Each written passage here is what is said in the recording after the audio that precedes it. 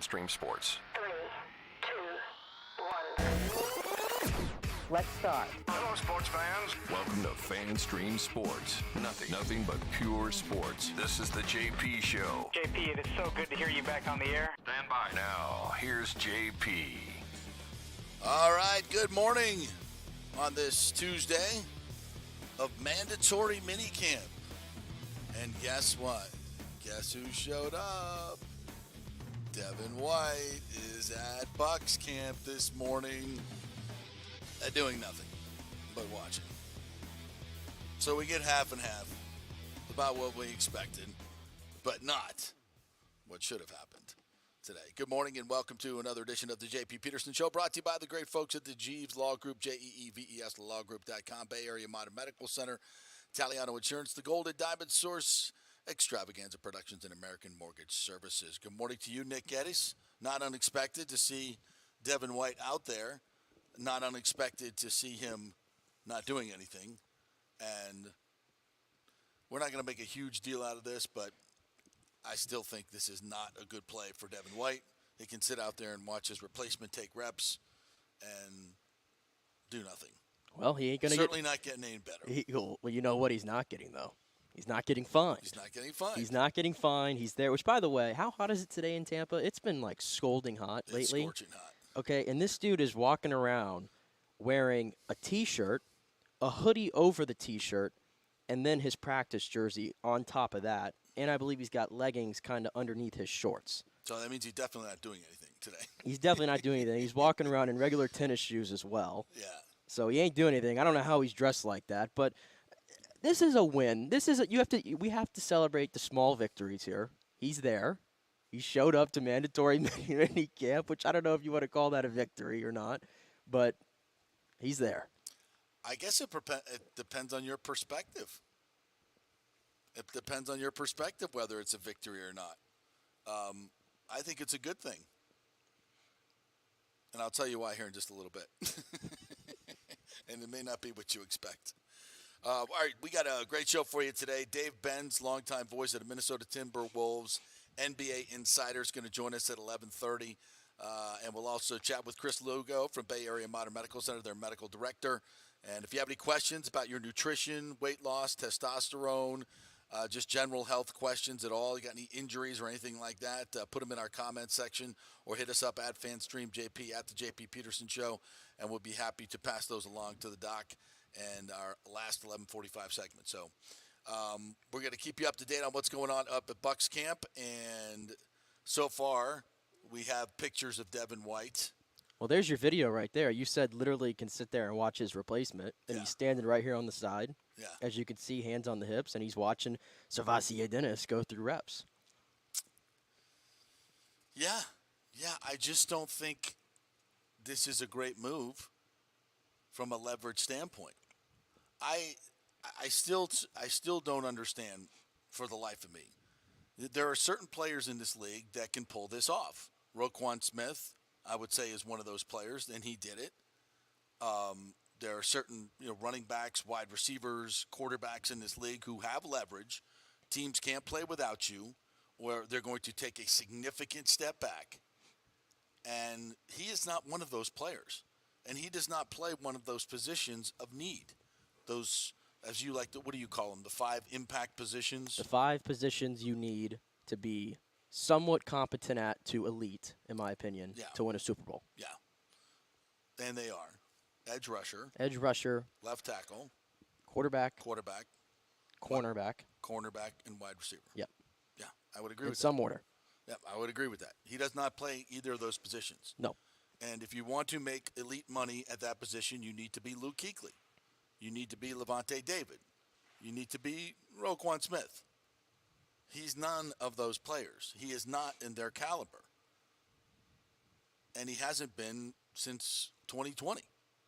He does not have the leverage. They drafted your replacement in Savasier Dennis. You do not look at what, or do not listen to what teams say, right, in public. Look at what they do. What have they done? They went out and drafted his replacement. Obviously, it's a 5th rounder. It's not a 1st rounder. It's not a 2nd rounder. I get it. but it's a guy that they identified that if Devin White continues his shenanigans, we can plug in and still be a pretty good football even team. the undrafted dude, Jeremy Banks, Yes. who was likely a fourth-round talent, who went undrafted because of some attitude issues, I believe, at Tennessee. Yeah. So but he's very talented, though. Super talented player. So they've got options. They've got options. It ain't KJ Britt anymore. Right. Put it that way. And as I sit here today, there's a player out there that the Bucs could use. I love Rashad White. I think he's going to be a really good player in this league. But if you told me I could have Dalvin Cook and start Servassier Dennis and say goodbye to Devin White, I'll take that in a heartbeat. Let's free up $11.7 million in cap money. Now, I don't think this is his fifth-year option, right? We've picked up the option, so we couldn't just release him. We'd have to trade him. Have to trade him in his contract. Is there somebody willing out there to take Devin White's $11.7 million contract? He wants to be traded, and I'm quite sure the Bucs can say we have no intentions to trade him. If Jason Light hasn't tried to trade him and been on the phone, he should be fired. He should be fired. He's not doing his job. He needs to find out what the interest is out there. And I would say there's probably not a lot of interest in Devin White at $11.7 million. There is, which is why this, well, I'll tell you, passive-aggressive holdout is ridiculous. You have no leverage, bro. None. I'll tell you this. There's actually 20 teams in the NFL that have the cap space currently to do it. So 2/3 of the league is available, quote-unquote. How many of those teams are top-flight contenders and want to take that on is the big question here. And plus, they could redo his contract and decrease that cap hit as well. And the Bucs could do that as well. But Devin doesn't like the offers that he's gotten. And I'm sure he's gotten some very good offers from the Buccaneers. And frankly, I'm not a big fan. I don't want to pay Devin White this much money. And for exactly the reason that we're watching here. He can't come to camp and play his way into a contract. He has not earned this money. Remind me, what is his PFF ranking? It's somewhere in the bottom. I don't know the exact. I just know it's somewhere in the bottom, 20 linebackers in the league. Nick, can you look that up? See the PFF ranking for Devin White for the last couple seasons. It's not good. You're not, and we're not putting all our eggs in the PFF basket. We watch the tape, and I agree with PFF's analysis on where Devin White is as a player. You can sit there and say he's the leading tackler.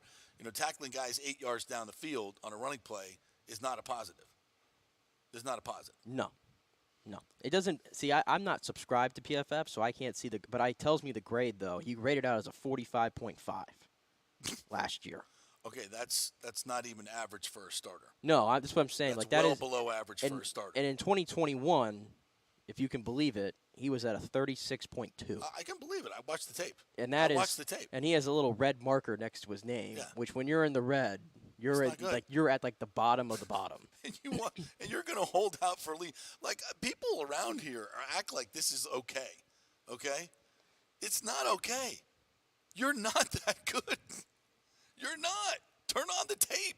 I don't care how many horses you ride. I don't care how many great vignettes we got out of the Super Bowl. Devin White has been a very popular player. I get that. He's got great energy. He's a good. Until all these shenanigans, I thought he was a really good dude. But he really strikes me as this type of guy that thinks he's a superstar, and he's not.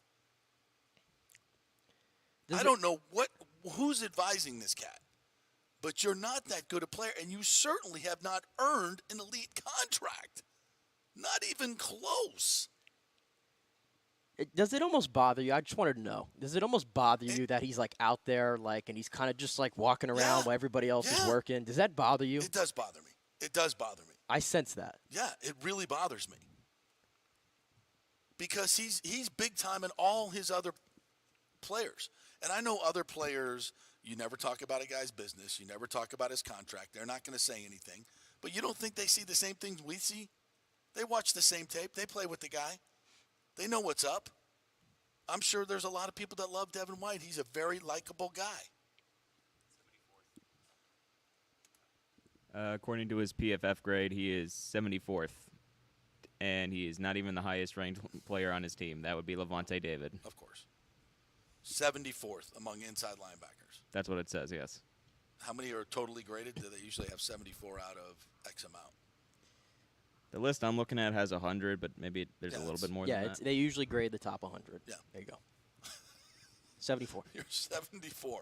And again, PFF isn't the end-all, be-all. But with my eyes, my eyes have backed up everything I've seen. Exactly. I always tell you that Exactly. the best way to judge a player in any sport, in my opinion, is to not look at the spreadsheet or the box score. It's to use your eyes. Yeah. And my eyes If you have know told football, me go watch the tape. exactly. And we do a pretty good job, I think, of watching the tape after every Bucs game. We usually both would do it separately Right. and come on here and report our findings because Yes. the tape does not lie, like you said. The eye in the sky don't lie. It don't. And we routinely saw it last year, and we've seen it for 4 years now. Can't get off blocks, getting blown off the ball, right? Taking really bad angles, going in too hot. Overrunning plays. Those are just the things that we've seen in all 4 years. I just haven't seen the improvement from Devin White, to be honest. No. The comment last year that Todd Bowles said about some guys living off the Super Bowl potentially, I took that as a direct shot towards Devin White. I don't know how you couldn't, to be honest. It's not a direct shot because Todd Bowles doesn't take direct shots. True, but we could. He scatters the shrapnel, so he doesn't hurt anyone's feelings on his team. Well, he left it for interpretation. Exactly. And, so we'll interpret. And I could interpret that was definitely. I think you're spot on. Was going to be Devin White. But then he comes out and says he's our best defensive player. Yeah, the whole messages coming out of one Buck on Devin White have been just really odd to me. And this is why we talk about Carlton Davis said the other day the culture has to change. Correct. Culture needs changing. I think that's a lot about Brady, but it's also about I think this is its shots at this. Why are we covering up for guys like this? Like the message from the team should be, and we did hear the message from the team, from the defensive coordinator, Larry Foote, who said these are champagne problems, bro. Get out there and work for your money. Bruce Arians said the same thing. Go work for your money. And that's the polite things that they're saying. They're trust me, they watch the same tape we do. And they're saying, and what they're really saying is, you need to get a hell of a lot better before you get this kind. For him to be holding out, honestly, is laughable. It's laughable. Well, you're calling it right now that he's basically holding in. Holding in, Is whatever. is what they're calling it. It's and people can dance around this in the media here. I'm not going to dance around it. I like Devin White as a person, and this is not personal at all. This is just about his play. It's just about his play. And son, I don't get it. You're not that good. And it's not just me. It's a lot of people that watch the tape that know football. And you can go out there and make splash plays and run around and fool a lot and get a lot of tackles. And people can say, oh, you're the leading tackler on the team, and you had 5.5 sacks. How many times do we need to see the tapes in the red zone where they're picking on you in coverage and taking advantage of your over-aggressiveness, like we saw in the Rams playoff game to some tight end who never scored a touchdown before in his life, they knew could score on when Devin White was supposed to be covering him because they knew he'd take the bait. It happens all the time. It's losing football is what it is. And this guy, of all guys, wants to say $11.7 million is not enough for me this year. I need more. And he's well within his rights to do it and do it. I mean, I'm just trying to give you some advice, Devin. You don't have any leverage. And I think that the Buccaneers are telling you this. They're like, okay, we're not meeting your contract demands. We don't agree with your value. We've gone through that, and that's when you went, you did your little temper tantrum on Instagram, with your little likes of the Philadelphia stuff, and, oh, it's great to see they take care of their own, Jalen Hurts. And then what else if we say, oh, I'm a cowboy? What was that one? Instagram? Something about a cowboy, and then liking the Dallas Cowboys stuff. I mean, just middle school type of Instagram stuff we're dealing with here. And you want to be a captain of an NFL football team and have an elite contract, and you're 74th. It's laughable. Well, that's what I want to know. It's like it's laughable. If all goes smooth well over here and he ends up actually taking part in these mandatory OTAs and he's there for training camp and he's back and whatever, and they've put the contract demands to the side, are the Bucs really in a position where they're going to vote this guy? Because it's the players that usually vote for the captains, there's right? There's no way he's going to be voted a captain. No way. There's just no way they can do that, right? Well, if they do, then then this culture needs fixing. This culture really needs fixing. If the other players on this team feel like he's a leader doing stuff like this, I'm sorry. And again, I know there's the unwritten rule of the NFL. You don't talk about another man's business. But it's a salary cap league, and bang for the buck is crucial to being a successful team. You can't overpay average players. You can't do it. You will not be successful as a team. So it's a collective. And so as an analyst, you have to look at where the expenditures are going for a team and say, this is a good expenditure of salary cap money. This is a bad expenditure of salary cap money. And this is why I think it's a great development, because he's digging a deeper hole with this organization. And at some point, even Todd Bowles has got to say, this is not good for my football team. The leader of my defense, not only for this season, but supposedly for the next 5 seasons to come, thinks he's incredibly overvalued. Again, you can have players in this position do what he's doing, and it'd be okay for me.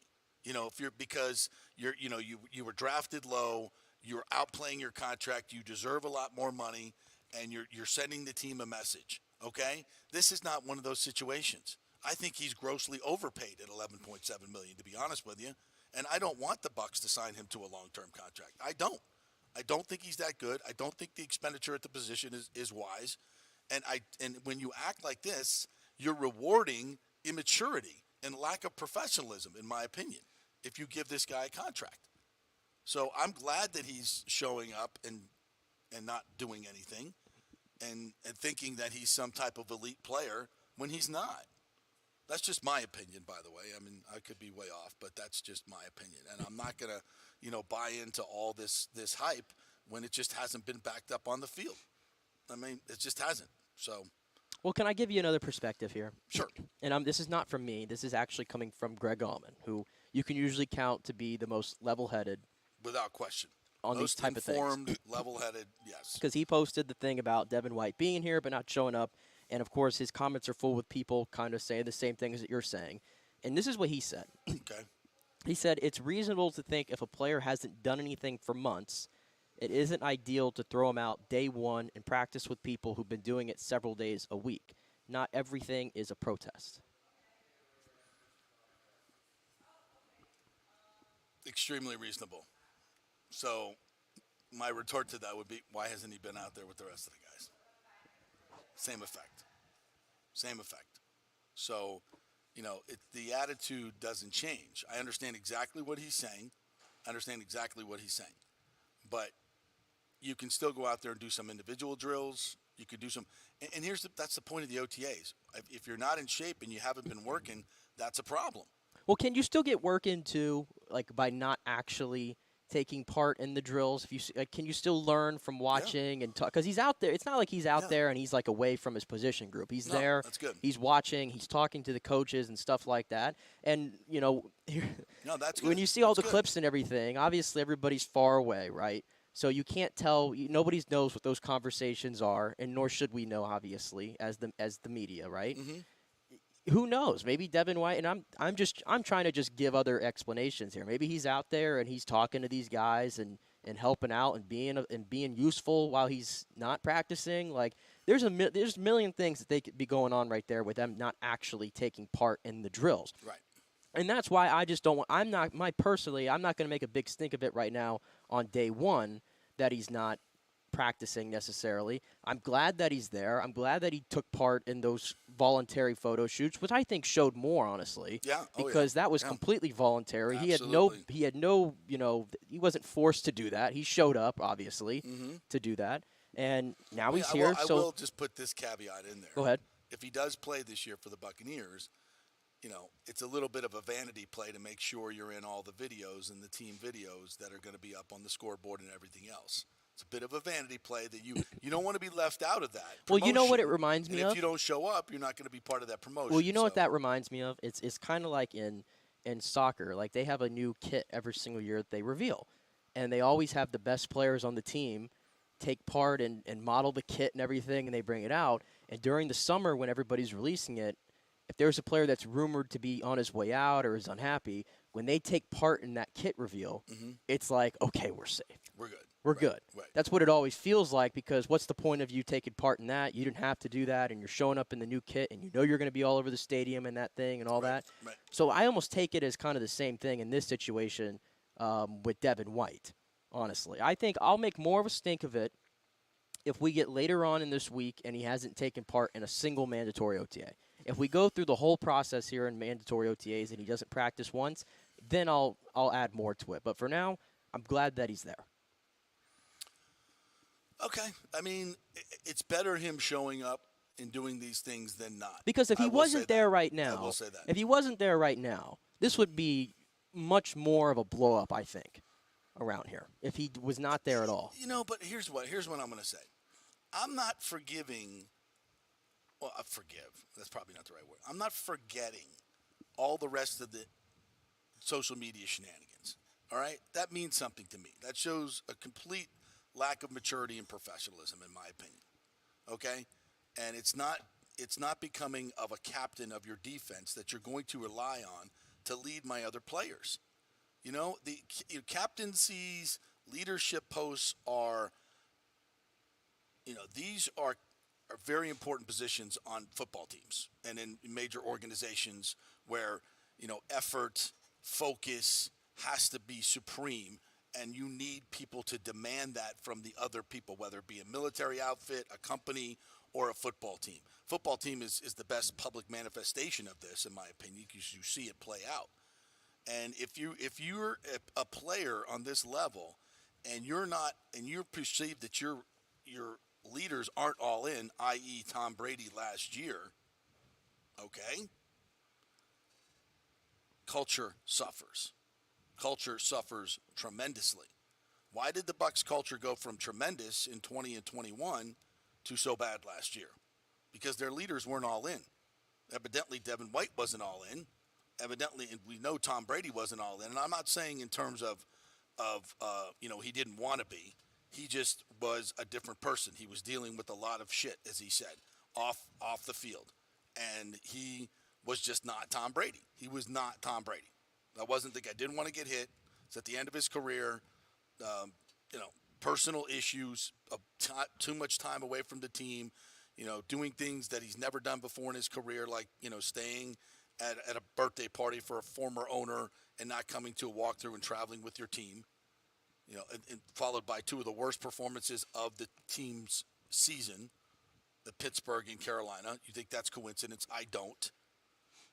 And so this is leadership matters. Leadership matters. And if this is your team captain on defense, the guy, making the calls, it's a problem. It's a huge, huge problem to me. I don't think it's a winning culture at all. And I think if the organization allows it to happen, and let's be honest, the organization is in a little bit of a pickle. So I say he has no leverage. He has a little bit of leverage. The Bucs don't want to lose him for nothing. I think if he walks as a free agent and gets a big deal, they get a third-round pick, right? That's the compensation. That's not enough for a guy that of his perceived talent, right? And so if I could get a 2 and a 5, which I'm sure the Bucs cannot, because I think personally, even though they've said they have no interest in trading him, if they were offered a 2 and 5, like they did for Roquan Smith, and they didn't take it, again, Jason Light, you should be fired. Well, it's been, 2 months since he's requested this trade? Yes, or longer, yeah. Right? March. And you'd think by now there would have been a team that would have come forward with at least a suitable offer pre-draft for the Bucs to really consider it. Pre-free agency for when teams had money. For it to at least even leak out or something like that. But it's kind of been – it feels like it's been pretty quiet on that front. Because I don't think there are any takers. Well, that's what I was going to say. I mean, you always say the thing, it only takes one team, right? To fall in love with a guy and go after him. But I'm not seeing that groundswell movement around the league right now for him. I think this past year really opened up the eyes to everybody around the league of what this guy is from a playing standpoint, not who he is as a person. I think we don't doubt that at all. I think a lot of teams probably went and turned on the tape and went, no, I'm good. I think it's that simple. Yeah. I think it's that simple. And, again, this is the same league, at least I'm speaking from the player's standpoint. When they do these lists every single year, this top 100, after 2020, I'll never forget it, he was ranked 27. Yeah. 27th best player in all of football. That's a 27 best linebacker. All of football is what the players voted for him. And I think you've seen a shift from that the last couple years directly tied to his play. I mean, think about how much pull when somebody like Warren Sapp goes out and sticks himself out there, and of course he's going to tell it like it is. Mm-hmm. When he made that comment, I'm sure everybody around the league went, ooh. Yeah. Ooh. But again, and I probably was, well, it was one play. Even Todd Bowles said that. I'm like, no, it's not one play. I'm not saying he's loafing all the time. That's not what I'm saying. I'm saying that he can't get off blocks. He takes bad angles. He overruns plays. He's not an elite linebacker. He's got great speed, but his instincts are less than good. Which I think are critical to be a great linebacker in this league. You've got to have great instincts. I don't see it from him. He's fast. He hits hard when he gets there, but he doesn't make enough. Made enough plays early on, and then teams started scheming him, and he's been taken advantage of. So I don't know. I don't like the whole thing. I think it stinks. I think he's overplaying his hand. I don't think it's good for the Buccaneers. If they could trade him and get something meaningful back, I would do it and move on. And I think this team is, and I've told you this yesterday, and this is what I'm hearing. People will say, and they'll nod politely. They don't want to say it out loud. Nobody wants to say it out loud. Nobody wants to offend the GOAT. But there are plenty of people on this team that are fine that he's gone. And it's a much better family atmosphere, and I think they're working more as a team and more together, and I think that's powerful. And again, I'm not dissing Tom Brady. It's just that what comes along with that guy is a lot, and it's all the attention is put on him, and that's the media's fault. It's not Brady's fault. But, of course, the other players are going to get the red ass from that. They don't, nobody likes to be overlooked, and nobody likes to be blamed when other people that are, kind of these sacred cows aren't getting any of the heat. So I just think it's a better, situation. And this, to me, is the main distraction, obviously, for this team. And they don't need it. They just don't need it. Well, in the good news that we've seen, though, let's get to the good news, should we? Because there's still so much good to talk about with this team. That's right. Absolutely. It's good to see Shaq Barrett definitely on a personal level that he's out there. Oh, that's awesome. Which is awesome to see, but he's not just out there. He's also doing some light work on the side and looks like kind of some light running agility drills. So good to see, obviously, coming off the Achilles injury. That's good. Russell Gage, who we had heard had an injury and was sidelined, he's also here. He's not taking part. He's just practicing. Okay. So that tells you. Wait, he's not taking part, but he's practicing. Which one is it? No, he's there, but he's just not practicing. Not practicing. Yeah. Okay. He's there, but he's not practicing, so that tells you he's still probably a little bit banged up, and they don't want to push the issue. No reason to. No sense to push it right now. And Ryan Jensen is out there, and not only is he out there, he's practicing. Yeah. He's fully in pads. He's got the knee brace on, and he's taking part in drills, so that's awesome to see. Oh, and by the way, I expected that. Oh, and by the way, if you didn't know, Bucs quarterbacks can complete passes. Oh, really? Is there video of them actually completing passes? Yes, if you can believe it. There's so many different photos. My photos. friend Harry Douglas gonna comment on this? I hope so. We got minute-long videos. videos. Harry on the show, man. we got minute-long videos of Baker, Trask, and John Wolford all completing passes to Bucs receivers, and not the fourth and fifth string tight ends. By the way, I'm talking Mike Evans. I'm talking Chris Godwin's. It's almost like you get the real talent out there that knows how to run the routes. Yeah. And these guys are professional quarterbacks. They can make throws. Interesting how that works. It's a crazy, crazy concept. Yeah. I'm interested to see the reaction today on social media. Yeah. To some of these great clips. Yeah. Wow. Well, if policy holds here, if you're going to bash them for showing the incompletions, if we have a series of completions, then we must go ahead and make them the favorite for the MVP. Right? I think those are the rules. I think those are the rules. No, it doesn't mean a whole lot. Look, these OTAs are about, mostly mental, really. To get the whole team together, the rookies, who've been learning, get the whole team together, kind of, okay, this is our first, let's get everybody installed in this offense. Let's get everybody running the basic plays. Let's get a good feeling together. Let's build some team camaraderie here so that we could go off and do our 6 weeks off season before training camp and have a really good feeling of who's where, who's playing what. Do we have any updates on offensive line alignment? Have we seen anything on that? I haven't seen much video going around. It's obviously very concentrated on Devin White at the moment. Right. And a lot about the quarterbacks, but I'm sure we'll get some stuff on there as we move through this. All right. Some of our early reactions from you guys, and you can always jump in on our Facebook page or the YouTube page and comment, and we'll throw your comments up here. Richie P., do you know the amount of FU you have to walk to a place just to show your whole entire ass to everybody. It's crazy. Yeah, I'm with you, Richie. I'm like, there's got to be guys out there that are just kind of like, like, oh, he's not going to practice either? Oh, okay. All right. Superstar. I think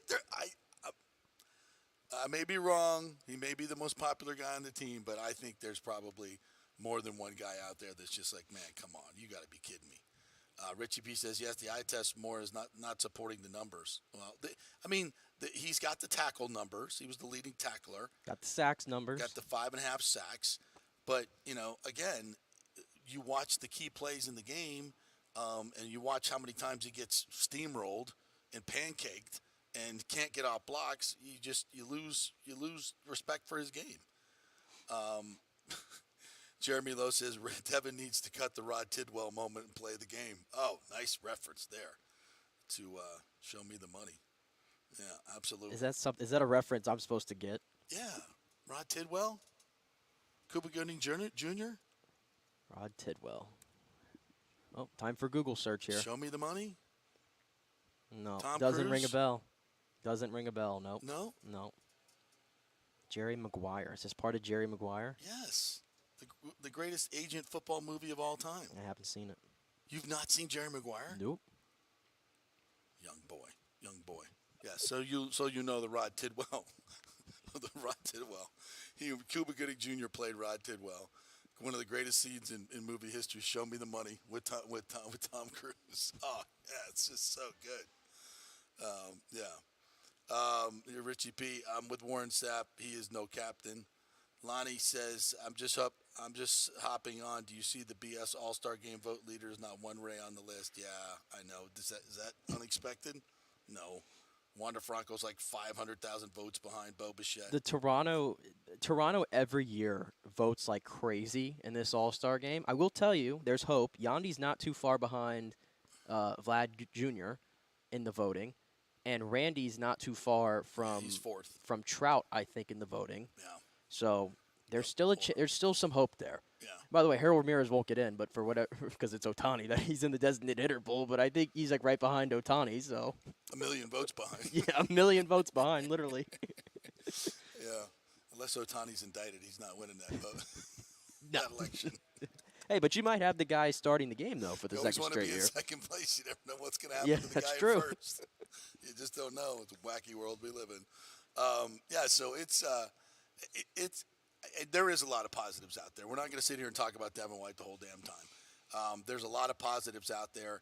And I also want to jump in on the offensive line a little bit. That's why I'm really interested to see what's going on with the offensive line. So, and we'll get about 11:30. The Bulls will talk to the media. So if the Bucks website has that, we'll try to bring that to. Actually, we have guests. Dave Ben's going to join us at 11:30, and so we'll get it. We'll get the information to you. So stay tuned. We'll take a quick break here. We'll come back on the other side, and we'll get into the Rays. Lost last night out on the West Coast to the previously horrible Oakland A's, who aren't horrible anymore. Is that where we're going with this? I think so. We're brought to you by the Jeeves Law Group, JEEVESLawGroup.com. If your car has been totaled in an accident and you did not get the settlement you think you deserve, you are probably correct, and you probably have a case. So call the Jeeves Law Group. It's a free call, and it can get you some money. JEEVESLawGroup.com. Back in 3. Stay with us.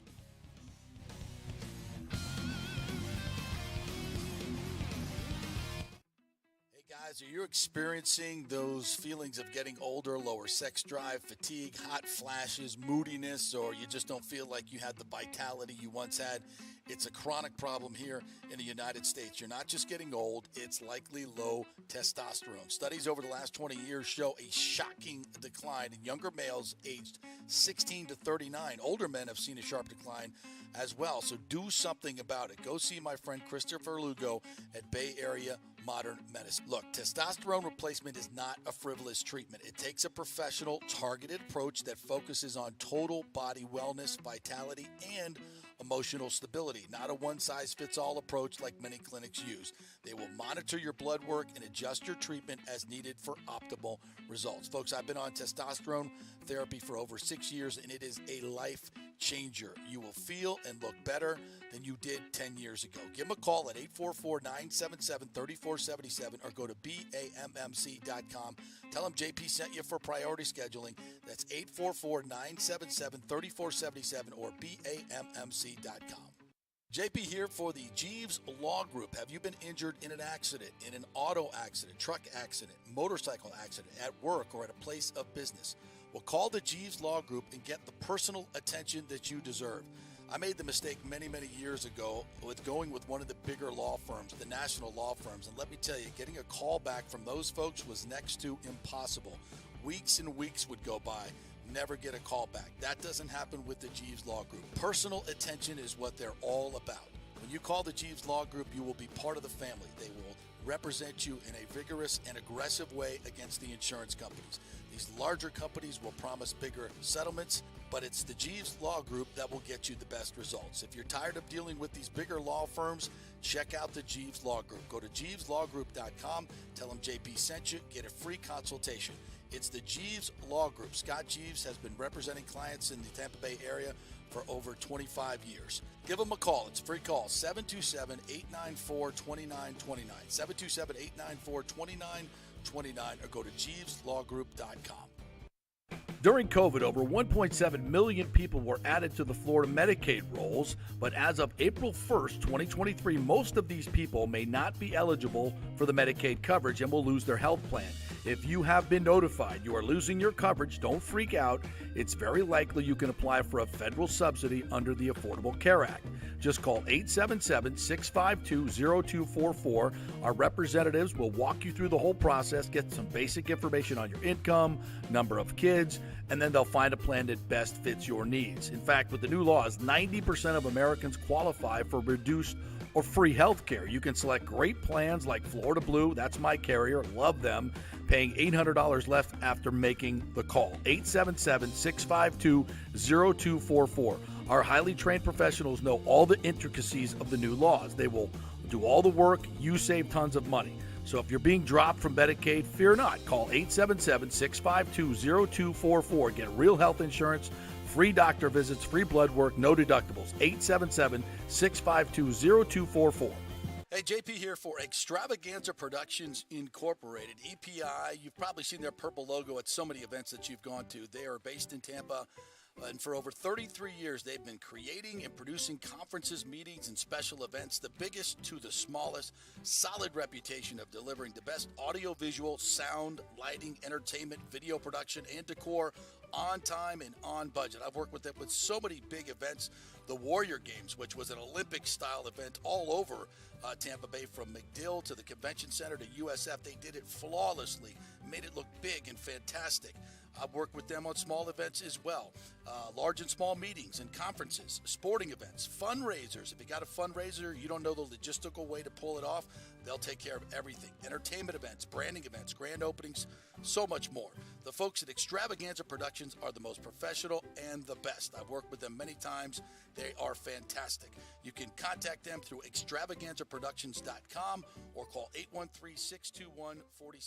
Extravaganza Productions, they are awesome. Coming back at you. Now, more with JP on FanStream Sports. It's only just begun. Well, the commenters are ripping you for your lack of Jerry Maguire knowledge, and I think that's fair.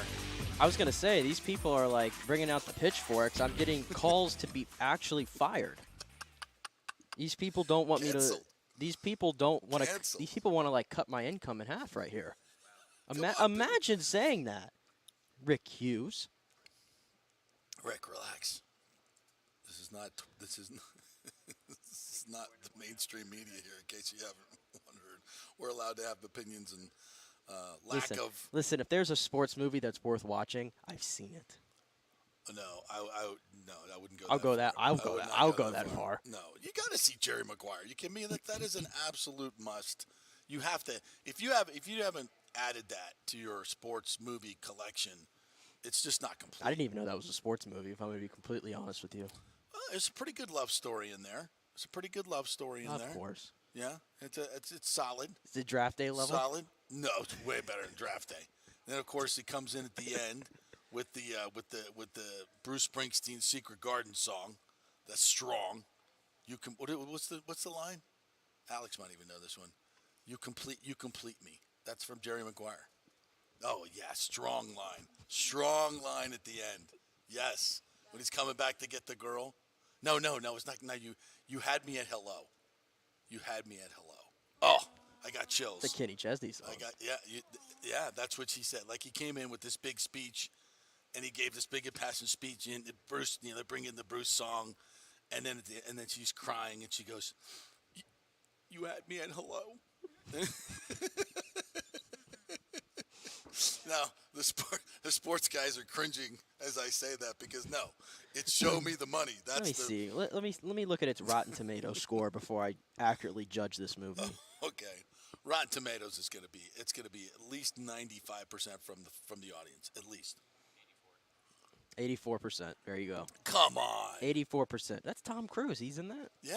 I'm Tom not Cruise is watching awesome in that movie. He's the agent, and this is like a based on a true story. What agent was it? Was it Lee Steinberg? Was it Lee Stein? No, not Lee. It was based on a true story of a guy who had a company and then he got sold out or bought out or some. What? What's that? Yeah, Lee Steinberg's based on Lee Steinberg. Yeah, it's a great movie. It has it all. Like I said, it's got the love story. It's got the great football stuff in it, the agency, all of that. It's fantastic. What are some of the comments ripping you on this? I would definitely want to put those up there. There it is. I mean, there's him right here telling me that I should be fired. Where's Nick. It's a very serious assignment. You have to watch Jerry Maguire. You should be. He said, or you should be fired. He'll watch it. He'll one day he'll watch it. Maybe before the week's over, because he's going to be curious now. Casey will love it. Casey will love it. You guys can definitely. That's definitely Casey a movie. Casey doesn't watch movies. She doesn't watch movies. She hates movies. What? Every time I turn a movie on, like she's like, "Oh, you're rewatching another movie." Like if she sees it once, she won't watch it again. Well, I don't know. She may have already seen it, but maybe not. No way. All right. She's way worse than me. Trust me when it comes to movies. All right. Well, then I would say you definitely should watch it. The two of you should watch it, and I bet you both will enjoy the movie. You will definitely enjoy the movie. Don't go in it like, oh, I'm going to hate it because I need to hate it. Just go in and watch it. It's fun. I It's a should fun actually, movie. if I really just want to get ripped even more, I should really go on a list of how many sports movies considered all-timers that I have not seen. You'd be shocked. There's Really? another one that I'm thinking of right now. I'm debating telling everybody that I have not seen. Don't say Rocky. Oh, no, Rocky's fantastic. I mean, when you talk about sport movies, that's on the Mount Rushmore now, Absolutely. right? Yeah. What's the the greatest one- comeback story ever told? In fact, I can't even think of the name of the movie, which makes this even worse, but I know it's the one with Tom Hanks in it. Sports movie with Tom Hanks in it? Right? It's Tom A Hanks. League of Their Own? I have the not, women's I baseball? have not seen that. That's a great movie. That's what I'm saying. I feel like that's generally it's regarded. got great movie stars. It's in it, generally like regarded Madonna. as one of the greats, and I have not seen that movie. No, that's a great fun movie. That's a great fun movie. No. Absolutely. Thomas That's Casper fantastic. said Slapshot is I haven't seen that either. Oh, you haven't seen Slapshot? No. With the Hanson brothers? No. Oh my God. Now you're fired. Yeah, continue. Just bring it on. I can keep on going with all the movies. I'll make it even worse. Oh my I'll dude, dig my hole. You got to go on a summer binge here. You got so much good stuff to watch. Never seen Slapshot? Oh my God. Don't tell me you've never seen Bull Durham. Oh, it's been years. Like maybe when I was a kid. Well, you couldn't. You really did. Then you didn't understand it. I have not There's a lot gone back of adult to see it. themes in Bull Durham. It's on MLB Network like every week. Oh, But I've yeah. never like fantastic. There's been a like, reason oh, for I got to that. turn it on. Yeah. Tin Cup. No. Or on the Kevin Cup. Never seen Tim Cup. Never seen Tim Cup. No. Never seen Tim Cup. No, and I actually just watched Caddyshack for the first time last year. Okay. As thank well. God. Thank God. You. All right. You got, man. Look, but you got a lot of good stuff going that way. Jared. Yes, I've seen Happy Gilmore. Yes. Greatest sports movie. What's the greatest sport? Jerry Maguire? I wouldn't say that. No, it's definitely not the greatest sports movie ever. Lonnie said, "Does Nick think Forrest Gump is a sports movie?" LOL. Well, he did play ping pong. He did play and he was ping a pong, runner. and there was that and he one. played for Alabama. There was that one scene I was going to say in Alabama. Oh no, it's a very, very serious assignment, my friend. The Rod Tidwell comment was beautiful. Absolutely, it's fantastic. And you could see a lot of Devin White and Rod Tidwell. Although I like Rod Tidwell a lot more in the movie. He's very likable. What else? There's no crying in baseball. Yep, that's from A League of Their Own. Does Nick think Forrest and Happy Gilmore, is that a sports movie? I guess it is, yeah. What do you mean is that a sports movie? Yeah. Of course that's a sports movie. All you need to know is the greatest sports movie of all time is Moneyball. I've watched that 100 times. Drew Jetson saying Any Given Sunday. That's a great movie. I've never seen that either. Yeah, that's a good one. That's Pacino. Ferris Bueller's Day Off is not a sports movie. I don't get. They have a scene of Wrigley Field, but you it's said not Any a sports Given movie. Sunday's Al Pacino? I think so, yeah. See, I don't get Al Pacino. I don't get Al Pacino. 1 inch. 1 inch. Yeah, that's a big. It's his big Newt Rockney speech. It's good. It's a good one. Just Google that. Well, That's there you fantastic. go. Make me a full list of what I need to do this summer, All right, so I guys, can let's stop getting roasted, please. Let's give Nick a list of 10 sports movie he hasn't seen that he has to come in and give us a full movie review. By the way, Paul Wilson said he saw Flash last night. The Flash. The Flash? Yeah. And he said Michael Keaton as Batman steals the show. See, Michael Keaton is my Batman. Yes. Even I will admit Oh, really? that. Okay. Of all the right, Batmans, he's my Bat. Robert Pattinson is not my Batman. Okay. The new whoever one. thought that was 3 hours of 3 hours. Wait, about an hour too long. That the new Batman that came out last year. I didn't even see it. Probably one of the hardest movies I've had to sit through in a theater. Yeah, Legit. Yeah. All right. Michael Keaton's the man. He was the best Batman, no question. And when they first announced him, I was like, Michael Keaton is a scrawny comedic actor and funny as hell. How is he going to pull off Batman? He was so good. He was so good. All right, so we got the top 10 movies you haven't seen. So Jerry Maguire. All right, Nick or Alex, write this down. Jerry Maguire, A League of Their Own, Bull Durham. You got to rewatch. Slapshot. That's 4 that you haven't seen. Can I throw one out there that's not a sports movie, but it seems almost like blasphemous that I haven't seen it? What's that? Godfather.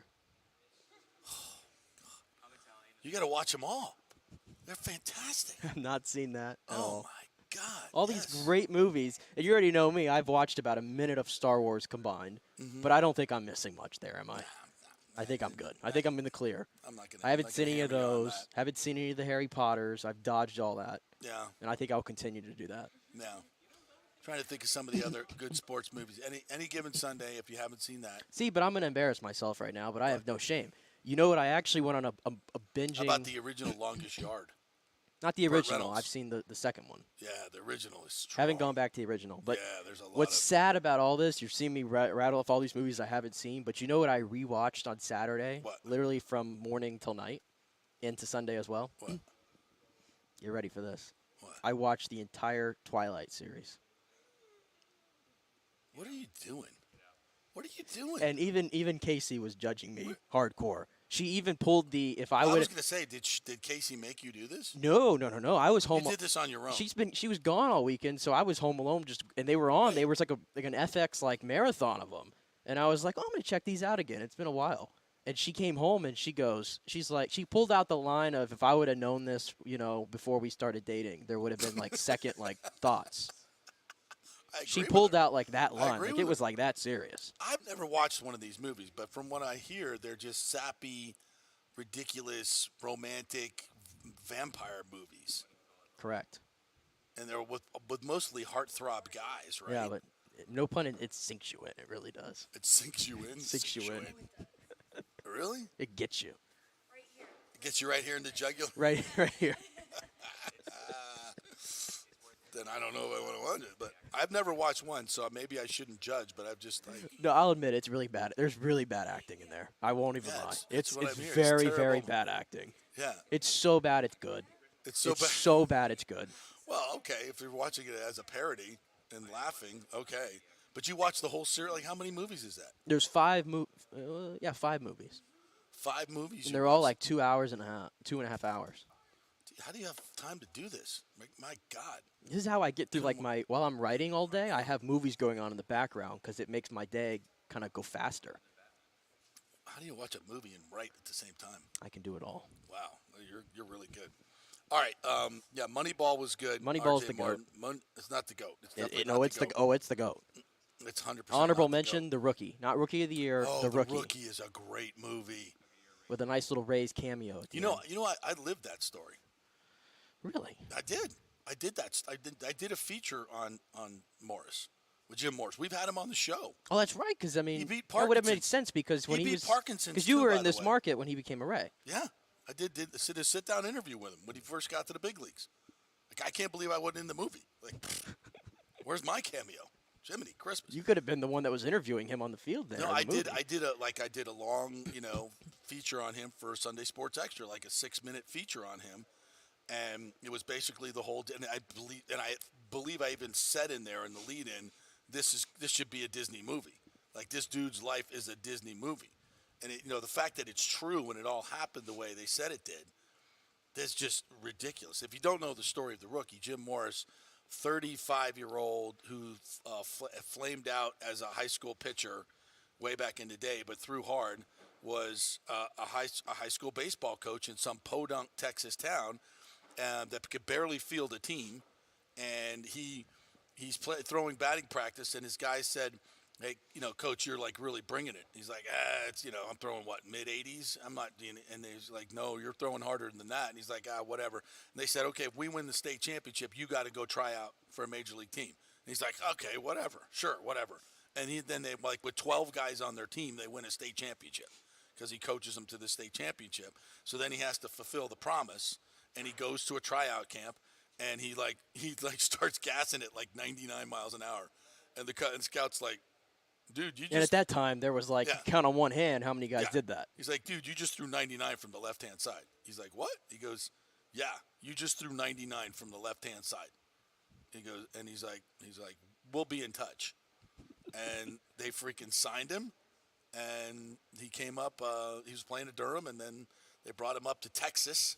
They were in. I'm getting goosebumps just thinking about the story. It's perfect. Like 37 years old, wherever he was, to make his rookie debut in Texas. His wife's like driving up, their beater car from, Podunk, Midland, or whatever the hell he lived, when they get to the game, and he's like, and he goes out there and he pitches, and I don't know if that was in the movie. He strikes out the guy, but I don't know. I think on like 3 pitches too. Yeah, I think he actually did though. I think it was that was true. So yeah, that movie is tremendous. It's sappy, and it's not they don't have the best actors in the world, but it's a great watch. And if you're a Rays fan, oh my God, how can you not watch this movie and love it?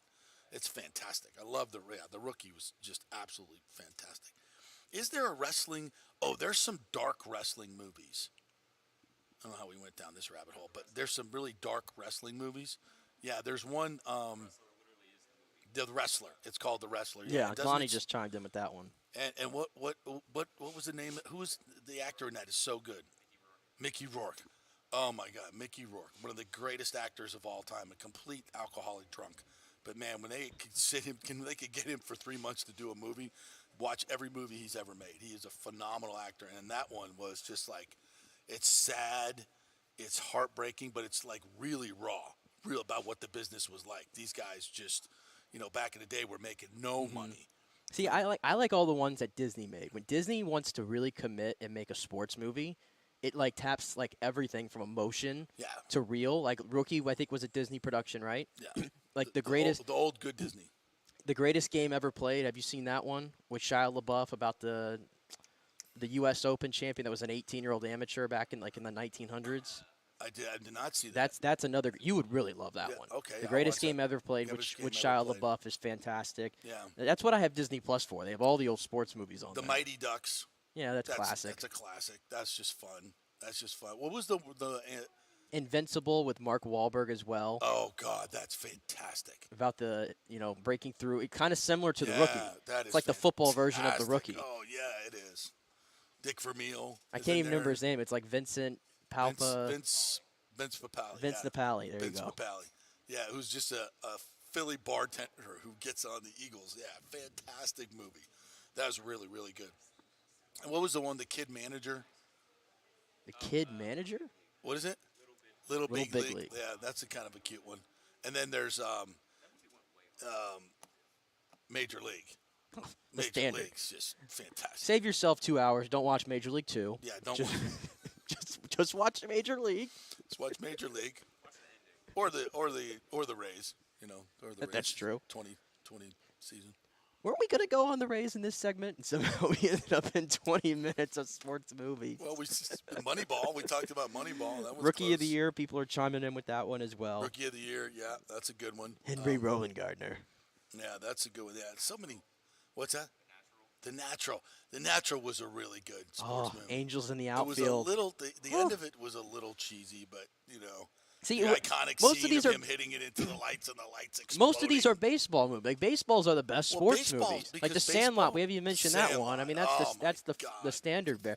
The baseball movies are the best sports movies. I got a "You're Killing Me" Smalls T-shirt that I just love. I'll wear that tomorrow if I remember. I dressed up as Ham Porter in high school for it was during homecoming week where they do I the can see design you. days. I can see you.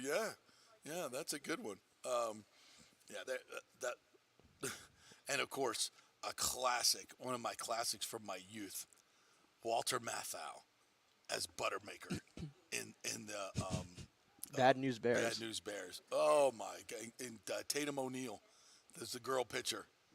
In Buttermaker, maybe my favorite. You know what I'm character smelling right now?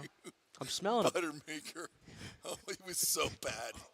He was the greatest manager of all time. Oh, how did I not mention Rudy? That's fantastic as well. Rudy. Another Disney production, I Have believe. you seen Rudy? You seen? Yeah, Rudy is my favorite football sports movie, I think. Yeah. See, you know what I'm smelling right now? I'm smelling a pole.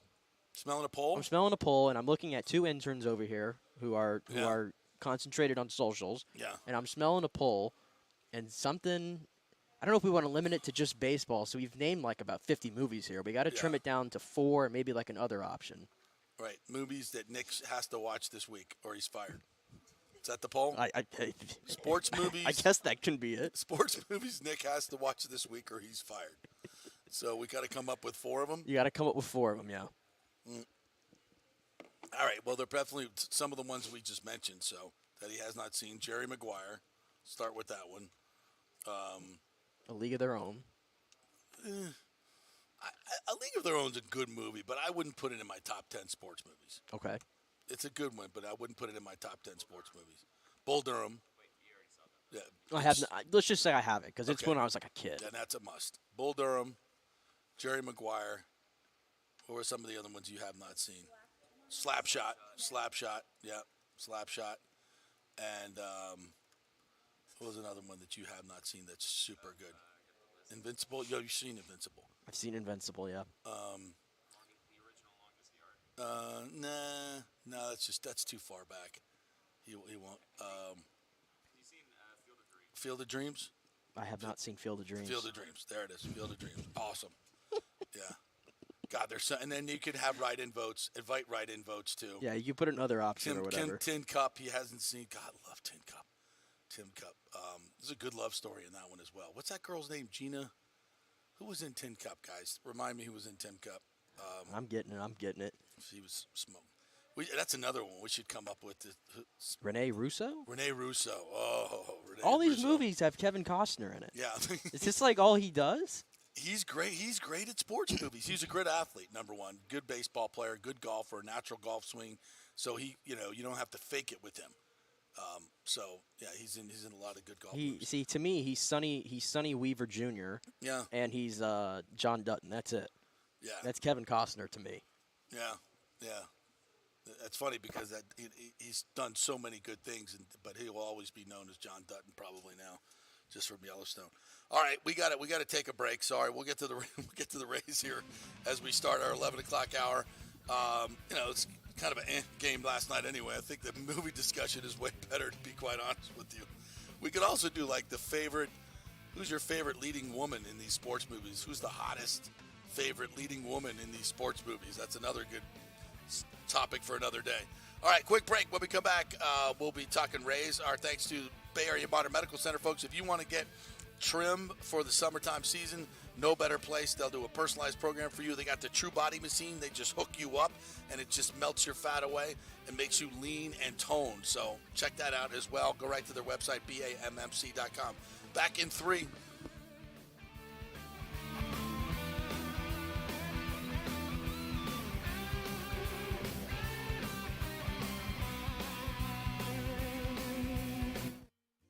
This is for all you guys who don't want to go to the gym and do 5,000 crunches. At Bay Area Modern Medical Center, you can get on the new True Body machine where you can reduce fat and tone up your muscle. It's like doing 54,000 crunches in just 15 minutes. Define your body as you see fit. True Body offers personalized muscle stimulation that delivers the equivalent of those 54,000 crunches in just 15 minutes. Just get in touch with them at Bay Area Modern Medical Center, BAMMC.com. Chris Lugo and the team over there will set you up on True Body and get amazing results. Non-invasive with comfortable and little to no pain and zero downtime. You can isolate and target those areas that you want to improve and treat multiple areas simultaneously. It's an amazing machine, so check it out at Bay Area Modern Medical Center, BAMMC.com. Well, Fitz the mortgage guy did it again. A listener heard his ad, was going to another big bank, but called Scott Fitzgerald at American Mortgage Services of Tampa, and Fitz saved him $618 on his monthly payment. Are you kidding me? Folks, that's big money. Rates are going up, they're going down, they're going all over the place. Scott will shop your loan and save you lender fees and get the best rates. Email him, scott@amstampa.com, or call 813-294-7595. That's Fitz the mortgage guy. Lots of stuff going on right now, and these rates are going all over the place. You need somebody knowledgeable in the market that will work hard for you and get you the best deal. That's my man, Scott. He's done 3 loans for me, done thousands of loans for local folks here, works with a lot of the coaches and players in the area. He's the guy. 813-294-7595, or go to scott@amstampa.com. Insurance coverage can be confusing and expensive. I mean, where do you start? Which companies can you count on to pay out fast and fair? Well, call the great folks at Italiano Insurance. It's a family-owned business. Jeff and Nat Italiano are carrying on the 60-year-plus tradition of giving amazing customer service and giving back to the community through their annual backpack drive for needy students and their support of the local pediatric cancer patients. But it's the customer service that sets them apart. They can shop all your insurance needs and save you big-time money. Don't hop on the internet and waste time looking at some bogus reviews. Talk to knowledgeable agents and not some voice-generated robot. These are confusing times for homeowners, and Italiano's team of experienced professionals can provide the right coverage for every situation: home, auto, business, life. It's Italiano for all the pieces of your life. Call 813-877-7799 or go to italianoinsurance.com. During COVID, over 1.7 million people were added to the Florida Medicaid rolls, but as of April 1st, 2023, most of these people may not be eligible for the Medicaid coverage and will lose their health plan. If you have been notified you are losing your coverage, don't freak out. It's very likely you can apply for a federal subsidy under the Affordable Care Act. Just call 877-652-0244. Our representatives will walk you through the whole process, get some basic information on your income, number of kids, and then they'll find a plan that best fits your needs. In fact, with the new laws, 90% of Americans qualify for reduced or free health care. You can select great plans like Florida Blue, that's my carrier, love them, paying $800 left after making the call. 877-652-0244. Our highly trained professionals know all the intricacies of the new laws. They will do all the work. You save tons of money. So if you're being dropped from Medicaid, fear not. Call 877-652-0244. Get real health insurance, free doctor visits, free blood work, no deductibles. 877-652-0244. Let's go. Right now. Back to the show with JP on FanStream Sports. All right, welcome back to the JP Peterson Show here in our second hour. Appreciate you guys jumping in. Remember, you can watch us on YouTube, also on the RHS TV app. You can download that app on your phone.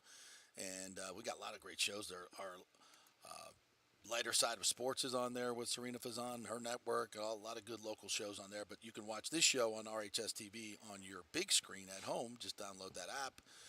Search RHSTV, and you can watch it each and every day. So that's kind of cool, too. We are brought to you by the great folks at Italiano Insurance. Great time to make sure that you are completely insured in your home. Values have gone up. Cost of construction has gone up. So if your cost of home replacement was $300,000 2 years ago, well, it's going to cost about $450 to $500 to rebuild your house. And if you don't have that much insurance, and we get a nasty hurricane like we've had the last couple of years, you could be in trouble. 60% of people are underinsured. So that's likely, by the numbers, you. So give them a call, 813-877-7799. Have a conversation with the great folks at Italiano Insurance. A human being will answer the phone, too. You don't have to go through some stupid phone tree.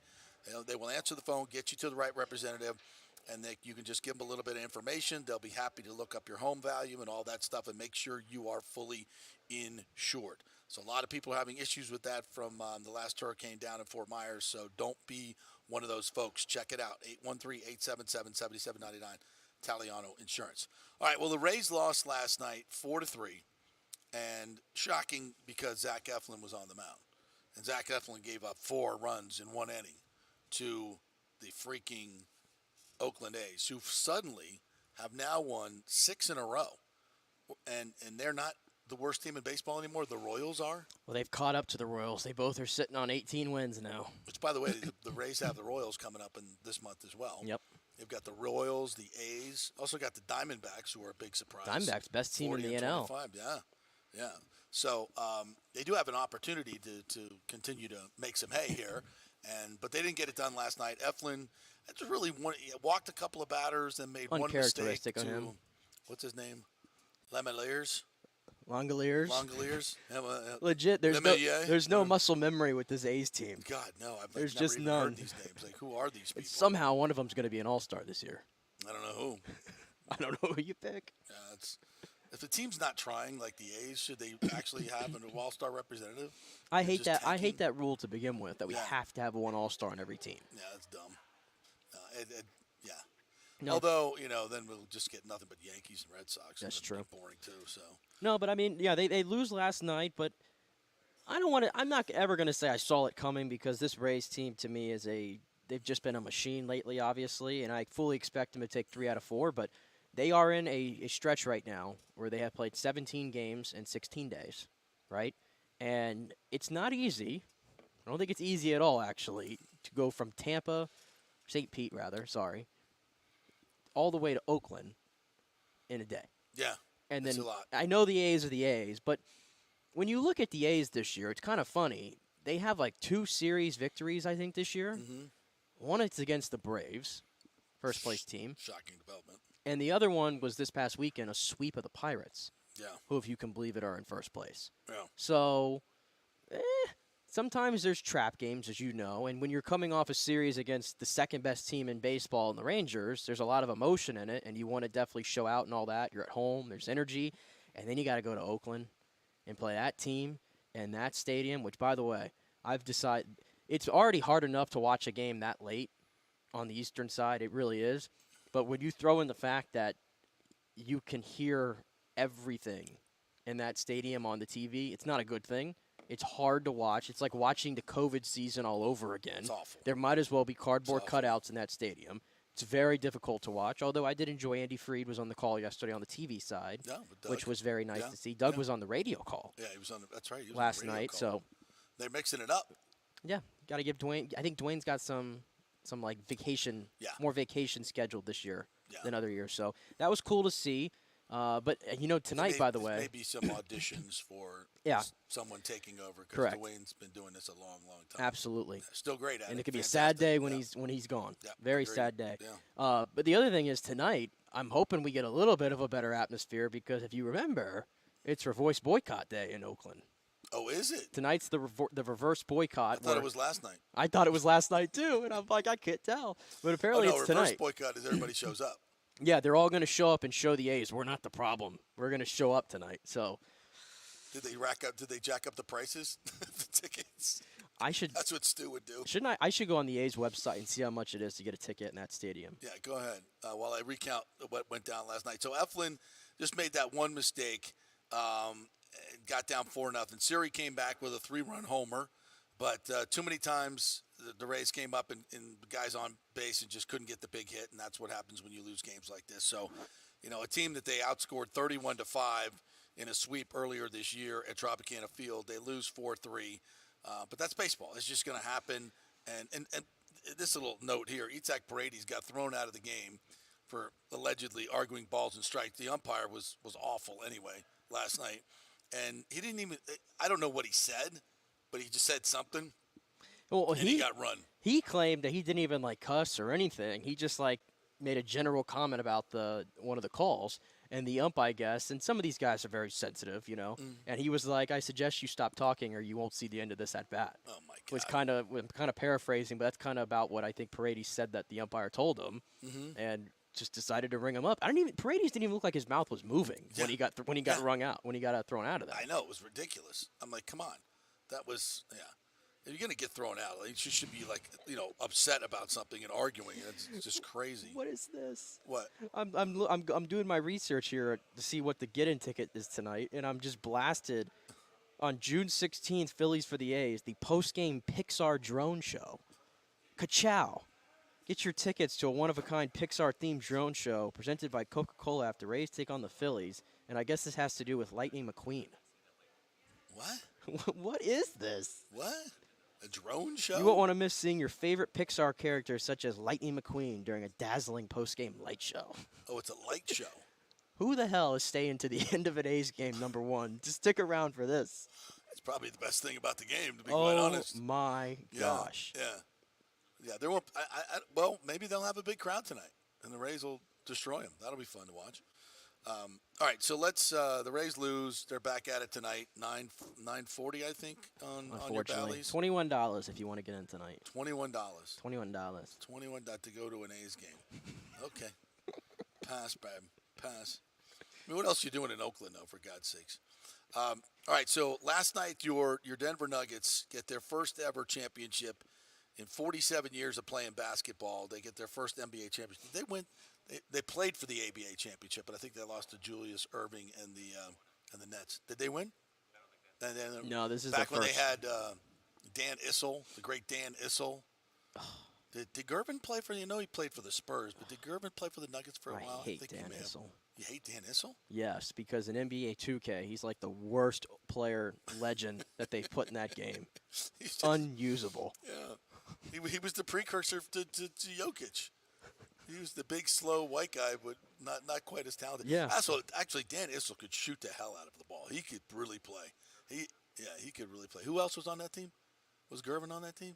No, he played for the. I thought he was just a Spurs entire career. Yeah, I think he was. Yeah. Who was the other one that played for the Nuggets? I'm trying to think. A long, lean guy. Alex English. Alex English. Yeah. Oh my God, Alex English could shoot. Another player who lights sucks on 2K. Yeah. But anyway, last night was just kind of a bad game. The Nuggets missed 20 of their first 22 three-pointers. They missed 7 of their first 13 free throws. They led by 7 late before Miami's Jimmy Butler went off, scoring 8 straight points to give the Heat a 1-point lead with 2:45 left. But the Miami Heat, God bless their effort, and they play hard, but they just weren't that good of a basketball team. They don't shoot very well. That's hard to say. They were in the NBA Finals. No, but I honestly, I look at the East. And, I just think a lot of those teams are inflated. Well, Boston is, Boston, how can you be a great team when you can't play in the final 2 minutes of an NBA game? You suck out loud in the final 2 minutes. You can't be a championship team that way. Yeah. You can win all the regular season games you want, but if you don't have the moxie, if you don't have the cojones to play well in the last 2 minutes and makes big shots, you're not winning anything. So I don't, what, the Sixers, were they really that good? No, they weren't. I think the Heat were a very average team that got to the finals because the East sucked. They got hot at the right time. Yeah, and Jimmy Butler's a really good playoff player. Well, he's a really, really good playoff player. Well, here's the problem. He can make shots in the clutch, and that's why they won. These other teams in the East were bad. And you look at what the Nuggets did. They went 10-1 at the end. 10-1 down the stretch in the playoffs. Yeah. That's freaking dominant. They dominated. They freaking dominated. So I don't think this was a series, to be quite honest. Even though I don't think Miami mucks it up, right? They're going to make you. Spoelstra's such a good coach. He's going to take away what you do, and they're just going to muck things up, you know? So that's what they did. And last night's game was just not, aesthetically pleasing, but they got it done. And the Nuggets are a champion. They're a worthy champion. Yep.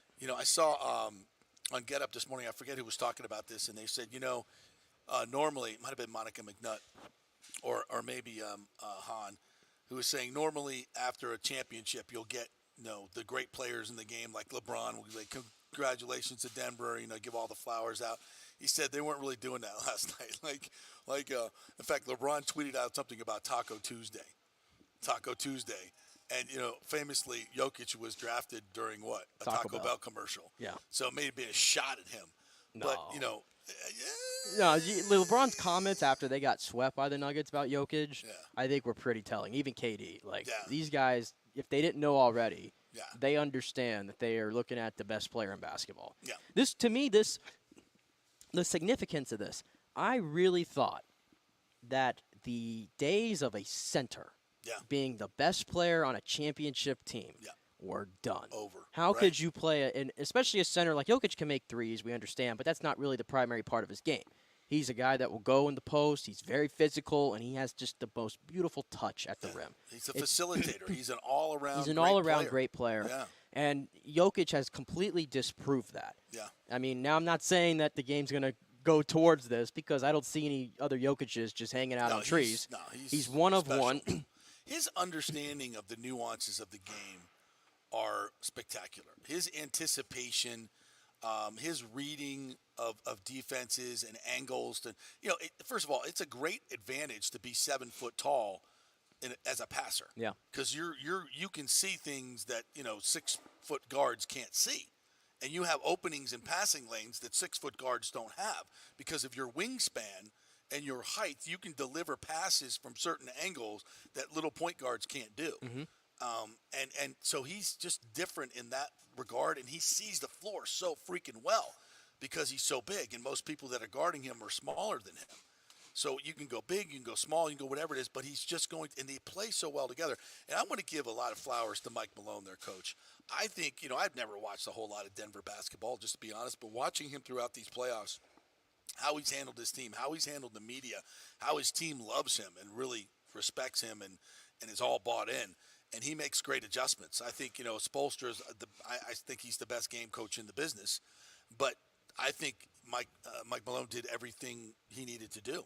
I think he did a great job. And Jamal Murray, I don't think is given enough credit for as good as – I think Jokic and Murray are the first tandem to go to average 25, 5, and 5 in finals history. Yeah, it was historic. And Jamal Murray as well, you talk about a great story. Didn't take part in the last 2 postseason runs for Denver because of the torn ACL. A year ago, this guy couldn't walk, right? Mm-hmm. And in the NBA Finals, he's dropping a stat line of 34, 10, and 10 in a game. Yeah. Right? And I don't think anybody was saying, the Nuggets would have won if they had Jamal Murray the past couple of years. You know what? To hell with that. To hell with that. This guy can play. Yeah, this guy can flat out play. And, even when he's not making shots like yesterday, I just think his overall impact is there elsewhere for that team. And those guys love him. And you know what the Nuggets, too, what I love? It's the way they're built. Yeah. We talked about this during this run a little bit. This wasn't a team, I think Murray is their highest draft pick that they've ever had. Yep. And I think he was the 7th overall pick or something, so not even a top-end lottery pick or anything like that. Jokic, we already talked about, was a 41st overall pick. The Aaron Gordon trade was, you just wanted to get a nice little role player in there, was kind of seen at the time, right? Mm-hmm. Michael Porter Jr. was a 13th overall pick, and then a bunch of other guys who were kind of lower drafted, kind of scraps off the free agency wire. Jeff Green comes to mind. Bruce Brown comes to mind. Christian Brown, all these guys. And it's almost the antithesis of what the NBA has been in the last decade or so, where it's so star-driven and it's about who you can get in free agency and signing guys to max contracts. And the Nuggets have done it the completely opposite way, and that's why I've gravitated to them more so than any championship-winning team over the last few years. So it's in Michael Malone, you mentioned him. He deserves his flowers. I think he's been here for 8 years, if you can believe it. And he didn't make the playoffs his first 3 years as the head coach. How many clubs around the league let that guy stick around for a 4th year? Not many. Especially, look at the coaches who just got fired this offseason Crazy. who are 2 years and a year removed from winning NBA titles. Yeah. For crying out loud. Ridiculous. And the Nuggets preach patience. They preach patience with Jamal Murray, letting him heal and all those things. and it paid off in a big way. The Nuggets are not going anywhere as far as I'm concerned. They were the best team in the league by a mile this year. They proved it down the stretch. Jokic, what else can you say? I mean, the numbers he put up, what is it, 600 points he scored and like 200 rebounds almost and like 100 type of – I mean, it's a crazy stat line that he's accumulated. I know you said you didn't want to talk about where his place is all time, but, man, I mean he's got a ways to go. Sure, but – because of his upside. I mean, he's in his prime now. He's in his prime, yeah. This team is definitely together next year, and if Jamal Murray can stay healthy, I don't see anybody beating him. Do you? I don't see the even if the Lakers had Kyrie, the Damian Lillard. I don't see it. I don't see it. And I love the homegrown essence of this and the patience. And I hope other teams adopt the same kind of strategy because we're seeing it. Like the Nets fell on their face, and now they're in an awful spot. Mm-hmm. The Suns fell on their face. They're in an awful spot. The Mavericks did the same thing. It's just not – that to me, that's whole like it's so passé now. Yeah. That era of the NBA. I mean, the Bucks were kind of the same way, right? Where they were all draft development. Yep. The Raptors, when they won, they were mostly draft and development. Now, they added Kawhi, put him over the top, but the rest of it was draft development. The Warriors are all draft and development. Except for their KD time. Well, I'm thinking the past 5 years. And for most, like if you add a star, but most of everybody's homegrown, like Steph. And to me, that's where the league is. It's a good thing. Yeah.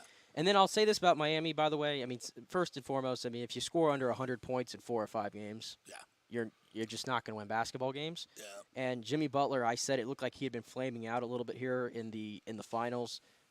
He was not great last night. He was 2 of 13 with 8 points with 5 minutes remaining in that game. He was a no-show, and then all of a sudden he goes on one of those runs where he scored 11 straight points, and it's like, and he got them for the lead, and I'm like, oh my gosh, Jimmy Butler's here. He's arrived. But then Jimmy Butler makes 2 of the most boneheaded plays you'll ever see down the stretch. Yeah. The 3-point shot. I mean, take it to the cup. Yeah. Take it to the cup. Get 2. Extend the game. There was no reason to take that 3. It's a bad 3. And then he gives it away. Yeah. Very just sloppy pass, and Kentavious Caldwell-Pope takes it. The Nuggets' defense underrated. And that was the big question about them going into the postseason. That's what won them this championship. I agree. They played smart defense, and Jokic, I think, is an underrated defender too. He proved that. At the cup. Yeah, he's I'm not going to call him a classic shot blocker, but he intimidates and changes shots, and it just makes guys not take shots. So they got it all. I love it. I think it's a very popular championship. I wanted to play a couple clips real quick from Jokic if I can, because this guy is just, I don't know what the word is to describe understated. it. Like, here it is. Like, you just won the NBA Finals, Nikola Jokic. How do you feel right now? You are an NBA champion, Nikola. How does that feel? It's good. It's good. The job is done. We can go home now.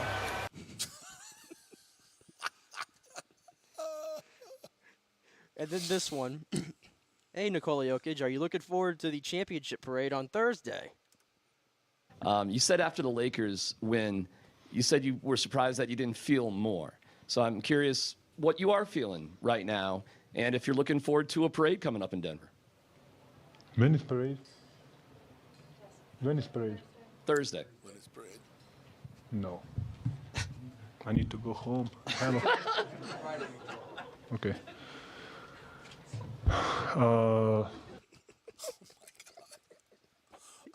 I think he wants to go home. He just wants to go home and be with his animals and all that kind of stuff back in Serbia. That's all he wants to do. I think he wants to go home. Look at him. He's like so like flustered. He's like, I really have to go to a parade on Thursday. Thursday? When is parade? When is parade? That is so funny. This guy's the best. This guy is the best. In a league that just craves the spotlight. Guys that just, they're like a hooked IV. Give me the spotlight. Give me the everything. It's the AAU culture that it creates in these guys. Oh my God. Give me give me all my, I got to be center stage. I got to go to a team and I'm going to get my points. This guy's like, when is parade? I want to go home. God bless you, brother. God bless you, man. God bless you. That is awesome. And even after the game, I can't play the video. It's no point in playing the video because it's more visual. But I got to go home. He wants no part of it. Him in the locker room trying to figure out what he does with the champagne bottle. First of all, he gets it. He opens it just like a normal bottle. He doesn't pop it or anything. He just opens it like it's a normal like wine, like just a normal beer cap or something. Right. And then he like just takes like a big swig of it and he looks at it and puts it down. And then someone gives him another one and is like, "No, you're supposed to do this." And he literally just goes. He had no idea. Then he starts taking his goggles off because he's like, "I guess I got no use for this." Like it's like he wanted no part of the champagne it's or like anything. He's never seen a champagne celebration before. He probably doesn't even watch basketball. They said that ever. he said that he celebrated his own championship and winning the Finals MVP like a parent would at their own like kid's birthday party or something. Where you're just like, yay, very like. Eh. Isn't that refreshing though? It's so refreshing, It's so especially in the NBA. Yeah, absolutely. By the way, and this guy wasn't picked to win 3 MVPs and was the last pick in the All-Star draft. When is parade? That's all I want to know. When is parade? When is parade? I want to go home. Does he live in Serbia in the off season? I think. I mean, there's all those videos in the off season where he's like riding like exotic animals. Like I'm not talking horses. Like he's riding. It's something else. Yeah, that's crazy. All right, tonight is Game 5 in the NHL Stanley Cup Finals in T-Mobile Arena. The Golden Knights on the precipice of their first championship, and there is some thought that Matthew Tkachuk will not be playing for the Panthers tonight. His status remains unclear. Nick Cousins, Listerainen, Montour, and Gudas also did not participate in the optional practice, but that's not necessarily it's optional, so that doesn't mean they're not going to play. But if Tkachuk doesn't play, they got no shot. Even if he plays, it's over. It's over. It's over. They have solved even the game they won. They've solved nothing that Vegas is doing to them. Yeah. They just have no answer. And by the way, now that Miami's got lost, and I know we were putting on our Panthers caps. You know what? Screw the Panthers. South Florida tears. Yeah. I'm going to relish in these South Florida tears. Back-to-back days. Second best. Back-to-back days, that market is going to crumble. Yeah. And I'm here for it. And all of a sudden, they just got one-upped by Denver because we keep trying to figure out what's the epicenter of sports right now. Well, all of a sudden, Denver's got an NHL Finals and an NBA Finals in a calendar year. That's right. There you go. The Avs won And last Stan year. Kroenke, by the way, in 18 months, has won 4 professional championships. So the Rams, the Avalanche, the Nuggets, and they threw it in there. The Pro Lacrosse League. I guess he owns a team there, and they won the championship. So 4 professional championships for Stan Kroenke in 18 months. they still built a $5 billion stadium that has no air conditioning. Though. That's very true. So I got to knock you down for that. SoFi Stadium. I just don't get it. How do you do it? I just spent $5 billion on the stadium anyway. All right, we're going to talk a little bit more NBA with Dave Benz. Is there anything else we missed today? Rory and Koepka are paired together at the U.S. Open in the first 2 rounds. Isn't that interesting? Yeah, well, this is about that can't be by accident. This is about 5 majors too late. Yeah. Jeez, I mean, now Roy doesn't want to talk about it anymore, and these guys are all on the same team now. Apparently, now we want to put them together. This is the most. I was calling for this last summer. Yeah. Most bizarre thing ever. Like how this whole thing is going to work out. We talked a little bit about this yesterday. Jimmy Dunn, who's the member at Augusta, he's the head of Seminole Country Club down in Jupiter, where all the players play. One of Tiger's big mentors. He's the one who brokered this whole deal. They kind of cut Greg Norman out of it, and now it seems to. And now we're hearing that, or at least I'm hearing, that Tiger Woods, Elon Musk, and Michael Jordan are going to be some part of a tour that may be part of this PGA Tour. I don't know, but there's a lot more details to come, and I don't think Jay Monahan's going to survive that either. Hey, by the way, not to shift away from golf, but I feel like this was useful because we got 2 guests coming up here in a second. Yeah, Bowles is speaking as right now, and I had some quotes that came through about Devin White. Go ahead. Where he said that they want to see where Devin White is physically before they put him out there. It's not a hold-in situation. He doesn't expect him to practice this week, but says he'll do the lifting and stuff inside. He added that Devin's mindset is good and that he'll be ready for training camp, quote-unquote, it's just business. And that's coming from Pewter Report. It's just business. Mm-hmm. I mean, you can spin it any way you want to spin it. There are other players have figured out a way to be out there. He asked for a trade. He did all the other shenanigans. Don't try to play this off like it's just normal and everybody else. It's not. It's not. But I guess if as the organization, that's the way you have to treat it, because if you're trying to trade him, you don't want to trash him, right? So, but it just bothers me that there's nobody in this organization can call this out for what it is. But I get it. You can't really. It doesn't do any good to publicly humiliate him.